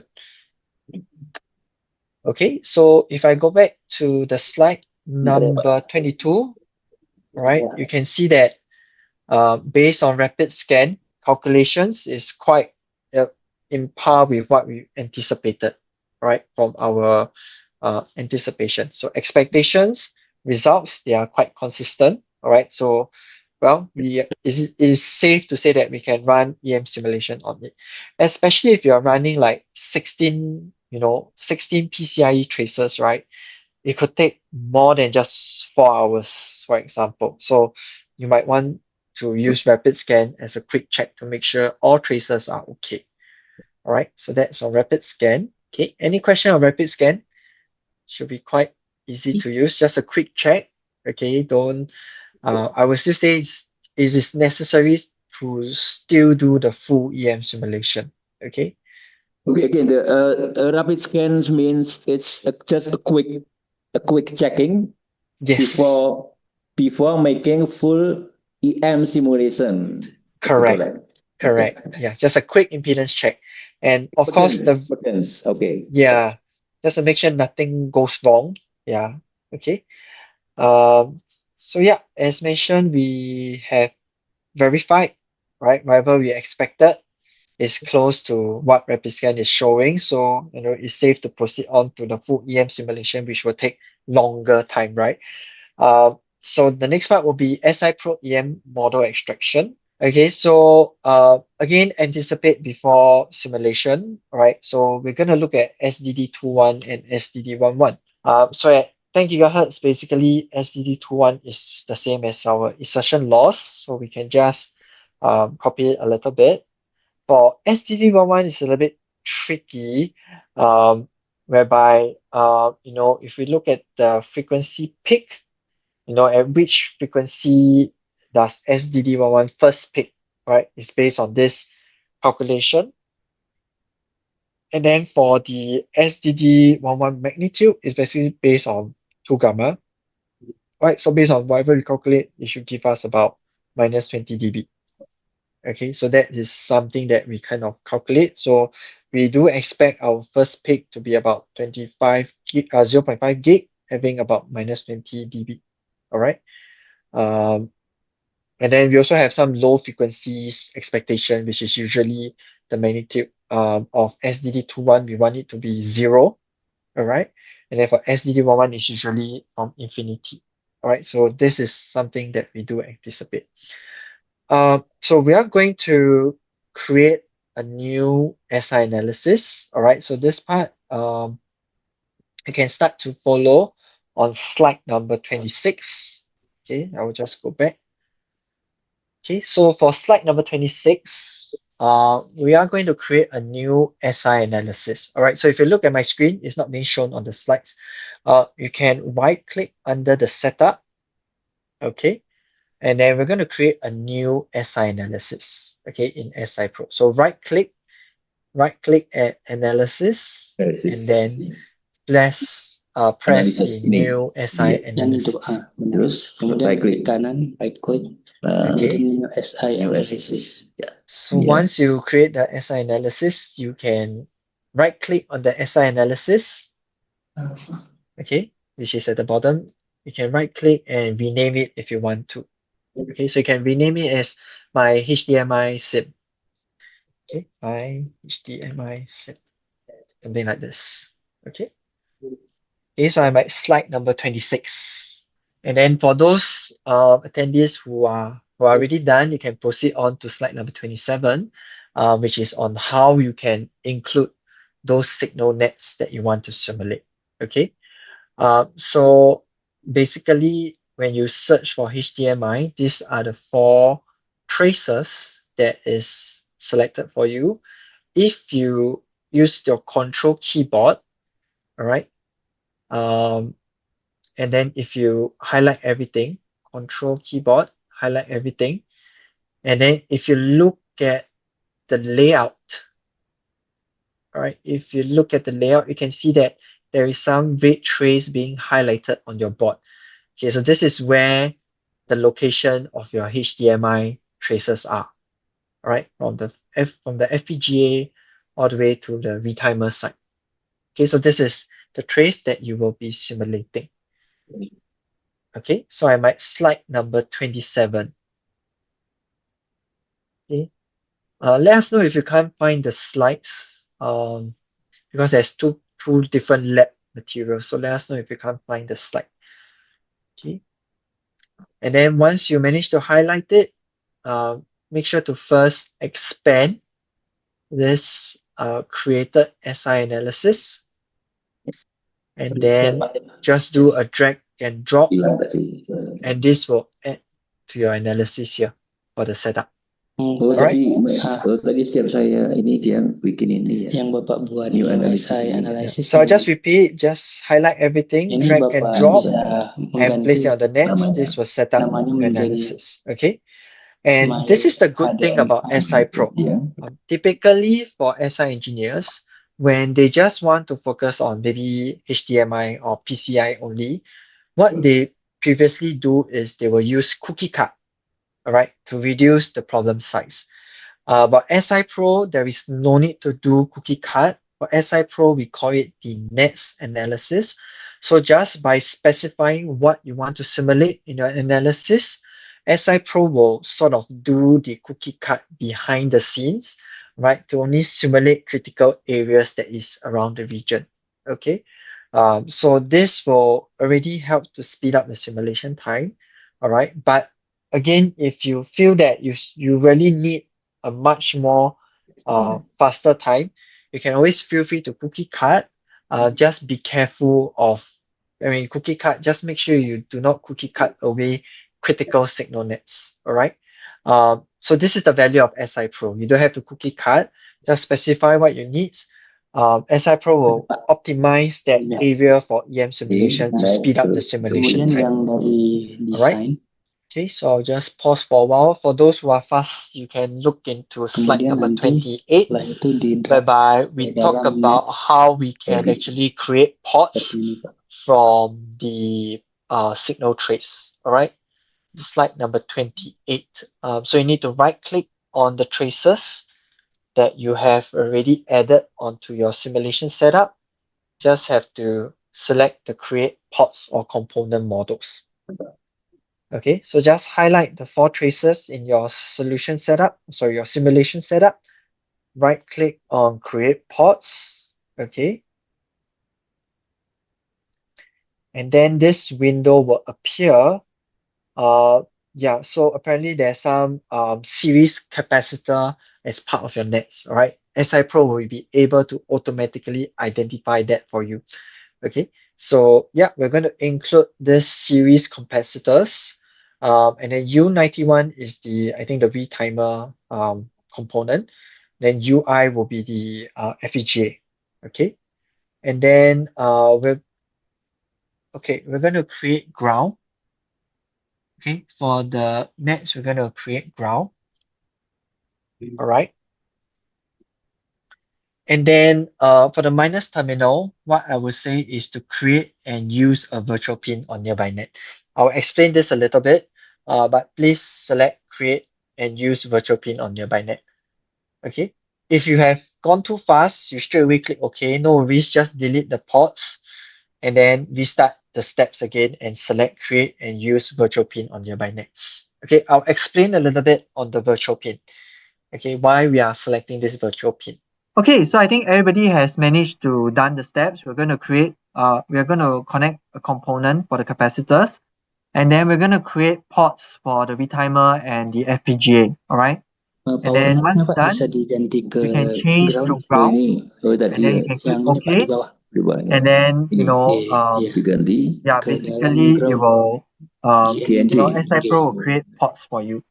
Okay, which is shown if you look at my screen. If I highlight all the ports, you can see it's across here. Okay, SI Pro will create the ports for you. And the reason why we are, let me just turn off a few things. Right, so this is the trace. Why we are creating ports on virtual pin is because that we want the negative pin to be near the positive pin. Okay, selecting that options, the virtual pin will be created automatically near on a position. Of course, this is subjective to, in the actual case where measurement is being done. you might need to adjust this negative pin over here. Okay, maybe to the adjacent pad. Okay, maybe you might want to place the negative pin on the adjacent pad. That's one way. All right, so it really depends on, at the end of the day, where the measurement, the probes are being placed on. But for this example, we're just going to place the minus pin very near to the positive pin. All right, so this is on the FPGA side. Okay, so you just have to look at my screen, no worries. And then, we have the capacitor connected in series. So we have already added models on that. And then, this is on the retimer side. Okay, so you will place a negative pin nearby. Okay, that's the purpose why I choose virtual pin. Okay, so you can see it's quite an electrically long trace. All right, so we're going to run simulation on that. Okay, let me just check. Plus minus, plus minus. Okay, great. So we have set up the ports. All right, we have already set up the ports, as you can see over here. Ya, And we iya, have right. set up Gini kan. Terus trace kemudian that we want diklik to kanan, simulate. kanan. That's all done. Kemudian The create last thing, pods, component hot models. component model groups. Okay, Create so the pods, hot capacitor is component missing a model. component Ya, model. begini. So how can you add a component model? The easiest way is Maka hasilnya nanti akan right tertampil click di sini, Pak. and select auto assign models. Jadi kok kayaknya kelihatan So jalurnya your ya. auto assign models, what SI Pro does is that based on the name of your component, like in this case, you can see it's very obvious is 0.1 microfarad. All right, so SI Pro will base on the component name and create that lump Ini. model. Iya. Right, so when you right click on auto assign model, right, it should change the warning. Kemudian klik ke Yeah, okay. auto assign model, Pak. So there's a blue warning. Again, you might need to select updatable after simulation. Just check it. Okay, so right click. Two things you need to select Update ya. a right Iya, click Pak. Updatable after at the simulation. capacitor model and then select updatable after simulation. This needs to be checked. And of course, auto assign models. Okay, so these are the two things that you need to select, and then that warning message would disappear. Okay, so I just pause for a while to make sure everybody can follow. Okay, so far so good. Okay. All right, so once you have removed the warning message, this one you can just look at my screen. Basically, when you double click on the capacitor, you should see that a lump model to represent the capacitor is being created. Okay, so having lump model to represent the capacitor is one of the options. If you click on add, you can see that I can include a SMP file. All right, let's say you get Murata, you want to use a Murata capacitor. Murata give you an SMP file. You can put in the SMP file to represent your capacitor. Okay, and then model DB means model database. So basically in SI Pro, there is a library, right, that has some of the vendors components like from Murata, from TDK, I think. But it's not the complete library, all right? So do check first before you use the library. So we have from TDK as well, some of the capacitors that you can use. So some models are already available in SI Pro. You can use it. If not, you might have to contact your vendors to get those models available for you. And then the library cell, right? This is if, like, for example, for Murata, some of their capacitors and inductors, they are in the form of a design kit. All right, so you have to import a design kit file and import into ADS. And if you're using a design kit from Murata, you have to use this library cell option. All right. So in summary, there are different ways to model your components, and ADS SI Pro is able to support that. Okay.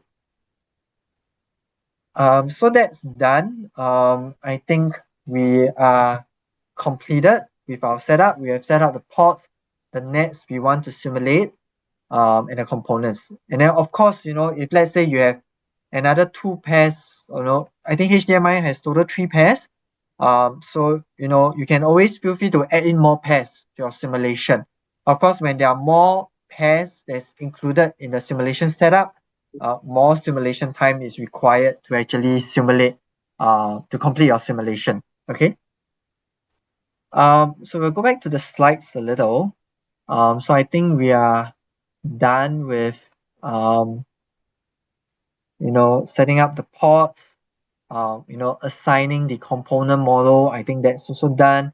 The next step is to set up the frequencies. All right. So if you are looking to the slides, we are looking at slide number 30. And if you double click on options, all right, double click on options, you should be able to look at the frequency plan. And we're going to select 10 megahertz and 10 gigahertz. Okay, the starting is 10 megahertz and the stop is 10 gigahertz. Okay, so let me just go back to SI Pro to show you on that. Let me just show everything. So I'm going to double click on options over here. And then under frequency, I'm going to select 10 megahertz to 10 gigahertz. Okay, I'll pause here for a while. You can choose 50, you can choose 100, no problem. It's just adaptive. What is the maximum number of frequency points it should calculates, all right? So you can put it as 350, no issues. And then the question is, why do we set 10 megahertz to 10 gigahertz? Okay, so the reason is explained in the next slide. I can do this. For the next few slides. Okay. So this is the standards for HDMI version 1.4. All right. If you look at the maximum transmission bit rate is about 10.2. All right. So 10.2 gigabits over 3 lanes, so it's about 3.4 gigabits per lane. All right. So basically, the fundamental frequency is half of the data rate. All right. So typically, we do advise users to simulate up to, well, usually third harmonics is good enough, but if you have your computer is powerful enough to go even higher frequency, up to the fifth harmonics of the fundamental frequency is recommended. All right, but usually we do see users going up to the third harmonics of the clock signal. Okay, so that's the reason why we are simulating it at 10 gigahertz. All right, so it's about 8.5, so we simulate up to 10 gigahertz. Okay, so that's the reason. So we're done setting up with the frequency. Okay, and then options. All right, so these are some of the simulation options. We can use it as default. No problem with that. All right. And then you can see there are some mesh domain optimization, mesh domain splitting. These are the two things that helps to sort of do a virtual cookie cut for your simulation. All right. So just make sure to enable this two to speed up the simulation time. All right. You can see that if I mouse it over, it tries to split the FEM to different domain and parallelizing it. So this offers speed up for your simulation time, especially for high-speed boards, which are electrically long, which has high number of stackups. This can really help to save a lot of simulation time. So once that's done, we can actually start to run the simulation. Okay, so simply just do a double click. Okay, and you'll run the simulation. So while it's running, I'll just explain another key value of SI Pro. Let me see if I can find the slides which I wanted to explain a little bit. Okay, so we can just let it run behind the scenes. Okay, meanwhile, I go through a little bit of SI Pro. So just for additional knowledge, SI Pro, EM-based composite technology, all right, tool that is designed for speed and accuracy. And the thing is that, there's no design simplification is required, okay?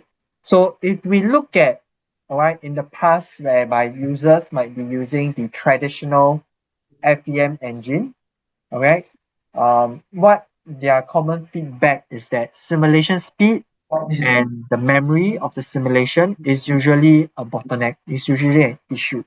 So what typically designer does is that they will do a cookie cut, all right, to simplify the problem and run FEM. But the thing is that even for FEM, the memory consumption is still high, right? Taking about 1 hour, and the memory size about 8 gigabytes, all right? And this is where SI Pro comes in, basically based on its EM-based composite solver. I'll explain a bit more what is this composite solver. You can see that there's a reduction of time and memory, all right? With SI Pro, we reduce the time to 23 minutes, and the memory size is 1.3 gigabits. And if we do a comparison with our own Keysight FEM, right, the results doesn't deviate too much. All right, there's small difference, but still the trend is there. Okay, so this is the value of SI Pro, faster simulation and smaller memory use. And hopefully from the lab, you can see that how easy it is to quickly set up EM simulation in SI Pro. Okay, so I mentioned Is it, about. excuse me, is Sorry. it basically not FEM? Does SI Pro use a different method than FEM? It use hybrid method, as you can see in this slide here. Yeah. Yeah. Okay. So Okay. what? Yeah. So this is one example.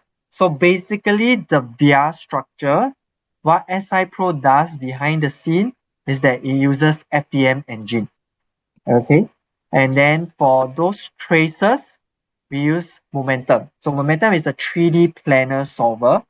All right. So typically, if it's planar structure, it solves quite fast for it. All right. So this is how SI Pro, have a hybrid approach using both FPM and momentum technology. Okay. All good. This part. So this is the value of SI Pro that can offer you for your EM simulation. Okay. So I think the simulation is still running. No problem. Let me look at what we can go through while waiting. So I think I'll just go through the slides. Okay, you can look at the results later. But this should be the results that you get, after running the simulation. You can double click on S parameters and you can see that this is the results of our S parameters. We are plotting a differential plot. All right, so this requires some setup. I'll go through them later.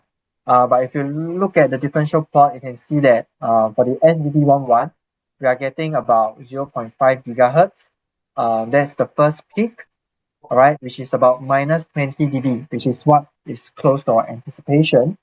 And then for the SDD21, we are getting about minus 3 dB, okay, which is what we are expecting as well. And then for SI Pro, you can look at TDR as well. We do support TDR plots. So if you remember, if I go back to my SI Pro, all right, if I look at my trace, there should be two vias, right? You can see that there's a first via structure that is from the FPGA, the transmitter side, and then there is another via structure that is coming closer towards the retimer side. Okay, and if we look at the TDR results, it sort of coincides with what we are saying here. Basically, if we usually see a dip, means that probably there's a via structure that's occurring. All right, so basically there's two dips, so yeah, two via structures occurring over here. Okay, so TDR plot, you are able to plot it in SI Pro as well. Okay. I think that's all for SI Pro. Yeah, so any question on SI Pro, especially the EM portion? Yeah. Yes. Yeah. Suppose I have a PCB layout. Mm-hmm. Okay, that's how I go. And then I want to use ADS. So what should I prepare for ADS? Already have all the models that can support my simulation. Okay, so because I think you're a bit far, a bit hard to capture. So let me understand your question. So you're asking that what you need to prepare for the EM simulation, right? Yeah. Okay. So I would say, first of all, you need to have the file, right? So, as mentioned earlier, where's my import? Yeah. So I think first of all, you need to prepare the file, the layout file. It could be Allegro, it could be ODB++, IPC.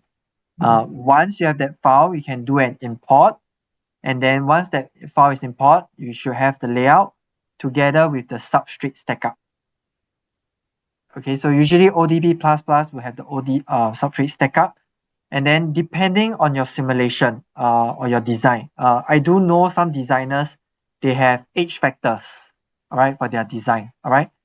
So do check your substrate. If you need to apply H factor, you need to go into the substrate editor and apply the H factor. In this case, we define it as angle, but you can convert it and let's say the H factor is giving about 45 degrees. You can just enter, you can see that you are simulating a trapezium shape. Okay, so I would say to check the substrate as well to make sure everything is okay. So that's the next thing you need to prepare. Okay. Then the next thing is the models, right? The models as shown in SI Pro. The models, especially if they are connected in series with your trays and so on, you need to have the models ready. If you do not have the models ready, not to worry. You can always first start with a lump component, an ideal component as a start. All right. But if once you have access to the actual models from vendors like S parameters, then that's where you might want to replace them to give you a more accurate results over here. Okay. Other than that, I think these are the main things that you need to have before you run the EM simulation. I think usually for the PCB board they import either from Altium or Allegro, they usually already have these components. For example, like this FPGA. You can see this FPGA that is taking this whole area. Usually those components they will have the pins already included for you. All right. So in SI Pro, if I look at this FPGA, I think it's U1. Okay. So my FPGA is U1 over here. Okay. So you can see that usually if you import from Allegro or Altium, they'll have the pins information connected to the component. If I look at U1, which is my FPGA I list down, you can see that all the pins are already placed. So you don't have to prepare the pins, just leverage on the pins here to create your ports. Yeah. So that will be sufficient to create your analysis on that. So I would say these are the main things. Your files, your layout files, check the substrate. If there's any H factor, you need to apply them. And then the component models, if you have them, use them. If not, start with ideal components. For ports, if the layout already has it, use it. If not, you can either leverage on placing virtual pins on places you want to do that port excitation. Okay, does that address your question? Yeah. Okay, thank you. Any other questions? Yeah, those are good questions.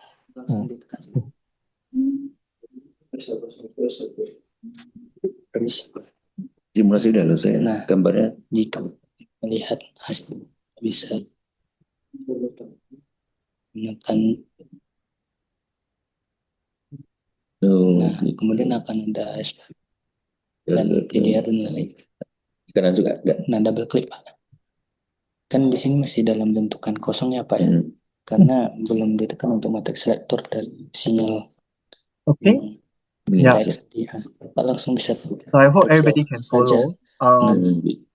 Yeah, so I think by now, I think the simulation should be done. You can click, if you're looking at my screen, to check whether the simulation is done or not. You can click on this simulation icon. This will give you the simulation log, telling you, how many frequency points are being simulated, what is the simulation size, and how long does it take to complete the simulation. Okay, so my computer is running on 32 gigabits RAM. So I think it has 8 cores. So it took about 4 minutes to complete, right? So the simulation performance really depends on your PC performance, okay? And then, yeah, you can look at the results over here, okay? You can double click on S parameter, okay? And then, because this is a differential pair, I think this is not on your slide, so I'll go through very slow so that you can follow. We're gonna double click on S parameters.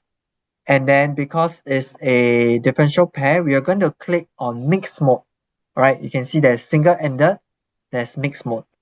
If you are looking at DDR, like memory design, single-ended is fine. But if you are doing like SerDes application, you're probably going to look at mixed mode. So we're going to click on mixed mode, and we're going to define the differential pair. Yeah, I think these two are one pair, positive and negative.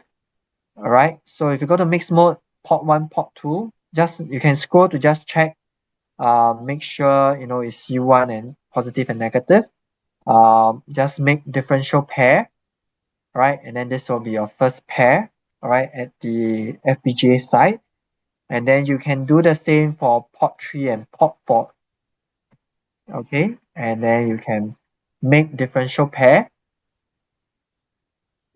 Okay, and then under port 1, you can start to plot true path, you can start to plot return loss. It will plot out nicely for you. All right, so you can see this is my return loss and my insertion loss that I've plotted over here. Okay, so this can be, you can plot it in SI Pro. And then we have something new called figure of merits. Basically it's compliance. If you need to check whether your S parameter comply to PCIe standards. Okay, for example, you can see that we have some like PCIe standards, data rate, and so on.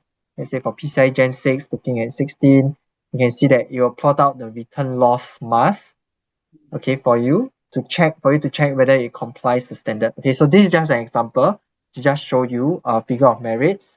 And then figure of merit design exploration based on your own requirement. You can double click on TDR. I think this is one thing I wanted to show. You can double click on TDR, all right, and then you can go to mixed mode. Okay, you can click on mixed mode, and then you can plot the TDR. It'll plot out the TDR plot for you. Okay. So these are some of the things that you can work with. All right. Any other question for SI Pro before I move on to a short part and then we can go for lunch? Yeah. So far okay? No questions? Okay. Good. Yeah, so the next part, I'll just quickly talk about some theory from single-ended to differential, and then delay and skew. All right, so this part maybe take about 5 minutes, and then we can go for lunch. So basically, when we do an EM simulation, it's always based on single-ended. Okay, so how do we convert that single-ended to mixed mode? Okay, so if you look at single-ended, looking at S11, port 1 point of view, we have S11, we have S21, we have S41, we have S31. All right. So that's on the port 1 point of view. But if we look at differential or mixed mode, right? We're going to pair those traces up. So usually port 1, port 3, it really depends on how you define your ports during your EM simulation. It might be different. For my demo just now, port 1, port 2 is actually a pair. So just take note how you assign the ports. You might need to, define your pairs accordingly. All right, so basically these two, we make one pair and these two we another pair. And if we look at SDD21, okay, so SDD21 is basically the propagation across from port 1 to port 2. Okay, so it's SDD21. And it's the contribution based on S21 and minus S23 if you look at single-ended. Okay, if we are looking at SDD21. And then you can see because it's coming from the minus, that's why if we calculate SDD21, the equation will be based on single-ended, it will be S21 minus S23. Okay, and then if we look at SDD21 also involve S41 and minus S43. Okay, for SDD21. So this is the equation. All right, so basically consists of these two equations. These two equations will make up your calculation for SDD21. Okay, so this will be your equation for SDD21. Okay, so something theory, basically is just taking account, looking at single-ended, what are the key S parameters contribute to SDD21, and then we calculate it. I think this is for correction factor, okay, for the 0.5. But this is usually the equation. Not to worry, ADS have templates that already have this calculated for you. So you just have to run the simulation and, ADS will just do the job for you, okay? So this is a setup for single-ended differential. Basically, we just create single-ended terminations, and then we can just use the boolean to do that differential conversion over here. So we'll practice that later in the lab. And then on how to extract time delay line skew, basically these are the equations that are being used. We have already converted them for you in ADS workspace. So again, you don't have to worry. You just have to, copy paste these equations and use it for a simulation. Okay, so I think previously for first few slides, we kind of expect the delay to be 0.5 nanoseconds, all right? So, when we run that simulation check, it was about 0.5 nanoseconds, okay? So we'll look into that in the lab later. And this is the setup to extract time delay. Again, you can use it as a template, just plug in your sub-circuit symbol later, okay? So the next part is on channel sim, but I think that part will take a bit longer, so we will go through it after lunch, if it's all right. Okay. So any questions from attendees here? Yeah. Yes. I want to ask about when we calculate for the delay. In the slide, it is 3 inches, right? But when I see the result from the quick analysis, the length of each channel is about 1.5 inches. So when we calculate for the channel length, we use both the sum of the both pair or just one channel? Okay, so your question is because 3-inch, I think we look at the channel in general, 3-inch channel. You're asking on that, right? Whether to look at the individual trace or, look at the pair, the entire channel. From the net analysis, it is said that the length of the longest section is about 1,500 something mil, which means it is 1.5 inch, right? You're talking about this rapid analysis? The 3 inches is from the TX0 T plus TX0 M or okay. So to address your question, the 3-inch is the total. So just now the rapid analysis is just if I look through, I think I got your question. It's just this front part before the capacitors, right? So the rapid scan only analyze this part. But for the 3-inch that we're talking about, inclusive of after the capacitor, including this part. So total will be 3-inch over here. Okay, does that address your question? Yeah, I think we didn't analyze this part. Yeah. Why do we need mixed mode? Mixed mode? To understand. Yes. Because it's differential pair. Because I'm not very familiar with usually the S parameter is S11, S12, S21, S22. Now it's quite new for me. Yes. Okay. So Okay, understandable. Because for differential length, differential traces, all right, usually we will set up this kind of 4-port simulation. This part is okay, right? Did you This part say is okay? four port? Four port. Yeah, for differential pair, you will usually have 4 ports. Okay, yeah. Okay. Yeah. So, but the thing is, for differential pair, we consider it as a channel. So what designers usually want to look at is SDD21. Mm-hmm. Yeah. So SDD21, that means we have to convert single-ended, which was initially 4-port. We need to convert it into mixed mode, which is basically 2 ports. So SDD21 and so on. So that's why we have this mixed mode concept. Because the SDD21 is the real representation of your insertion loss for your differential pair, differential pair in total. Yeah, if you look at single-ended, that means just this single trace. But SDD21 is the representation of your insertion loss for 2 pairs together. Yeah, that means including any coupling between them, all be considered. Yeah. Okay, and then about impedance, the difference in impedance between single-ended and differential. Is that true that usually differential pair has higher impedance, approximately double or something like that? Yes, correct. So typically single-ended is, usually I work with designers, usually it's like 50, 48, a little bit lower. Yeah, But for differential pair, we are talking about like 80, 100. 90, 100. Yeah. These are some of the Okay. common ones that I see. Okay. Thank you. Okay, so yeah, so I think the 3-inch, yes. The 3-inch, if I look back to the slide, is inclusive of this part and after the capacitor. Okay. So if you look at rapid scan just now, we only, in the lab at least, we only analyzed this portion.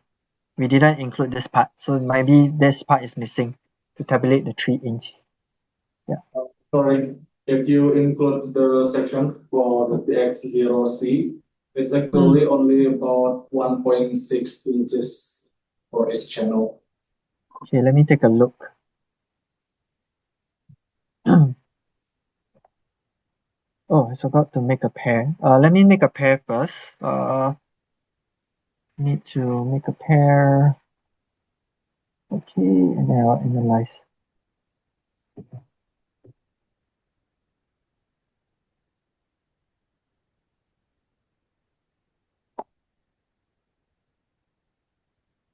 Okay, so it's about this plus this, right? Let me take a calculator.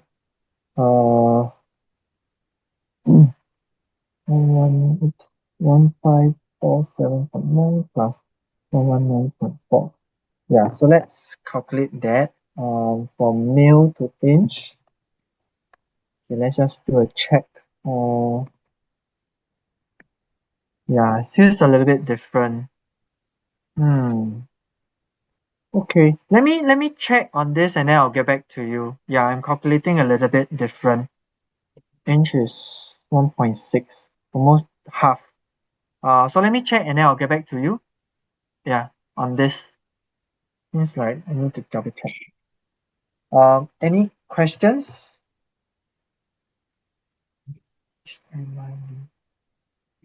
Yeah, a bit beyond this, the scope of this training. What is the difference between retimer and equalizer? Because you mentioned retimer here. Yeah, so retimer is sort of like a booster. It's like a booster. Sometimes, transmission might get very long, Okay, so it plays yeah. a retimer to re-amplify the signal. Like a repeater, Yeah, something like repeater. repeater, correct. Okay. Yeah. So retimer is like repeater, but it focuses on the timing. So we readjust the timing. Yeah. So I noticed for the motherboard case, maybe for a new generation, because of the size of the motherboard is relatively long for such high frequency. Sometimes we need retimer inside on the motherboard. Is that correct? Yeah. Sometimes. Sometimes, yeah. Sometimes it might be like in this case, I think It's not motherboard, but it could be on the motherboard. Yeah, it really depends. Yeah. I think I've noticed it from in one of training by Intel. If we move the HDMI Uh-huh. port on the motherboard, just let's say 5 centimeters, then it will need a retimer. Oh wow. That's five Very centimeters, for very example. sensitive. So Right. Yeah. So there's usually a retimer and a redriver. So these two usually they are in between the transmitter and the receiver. So depending on application, sometimes a redriver might be needed as well. Yeah.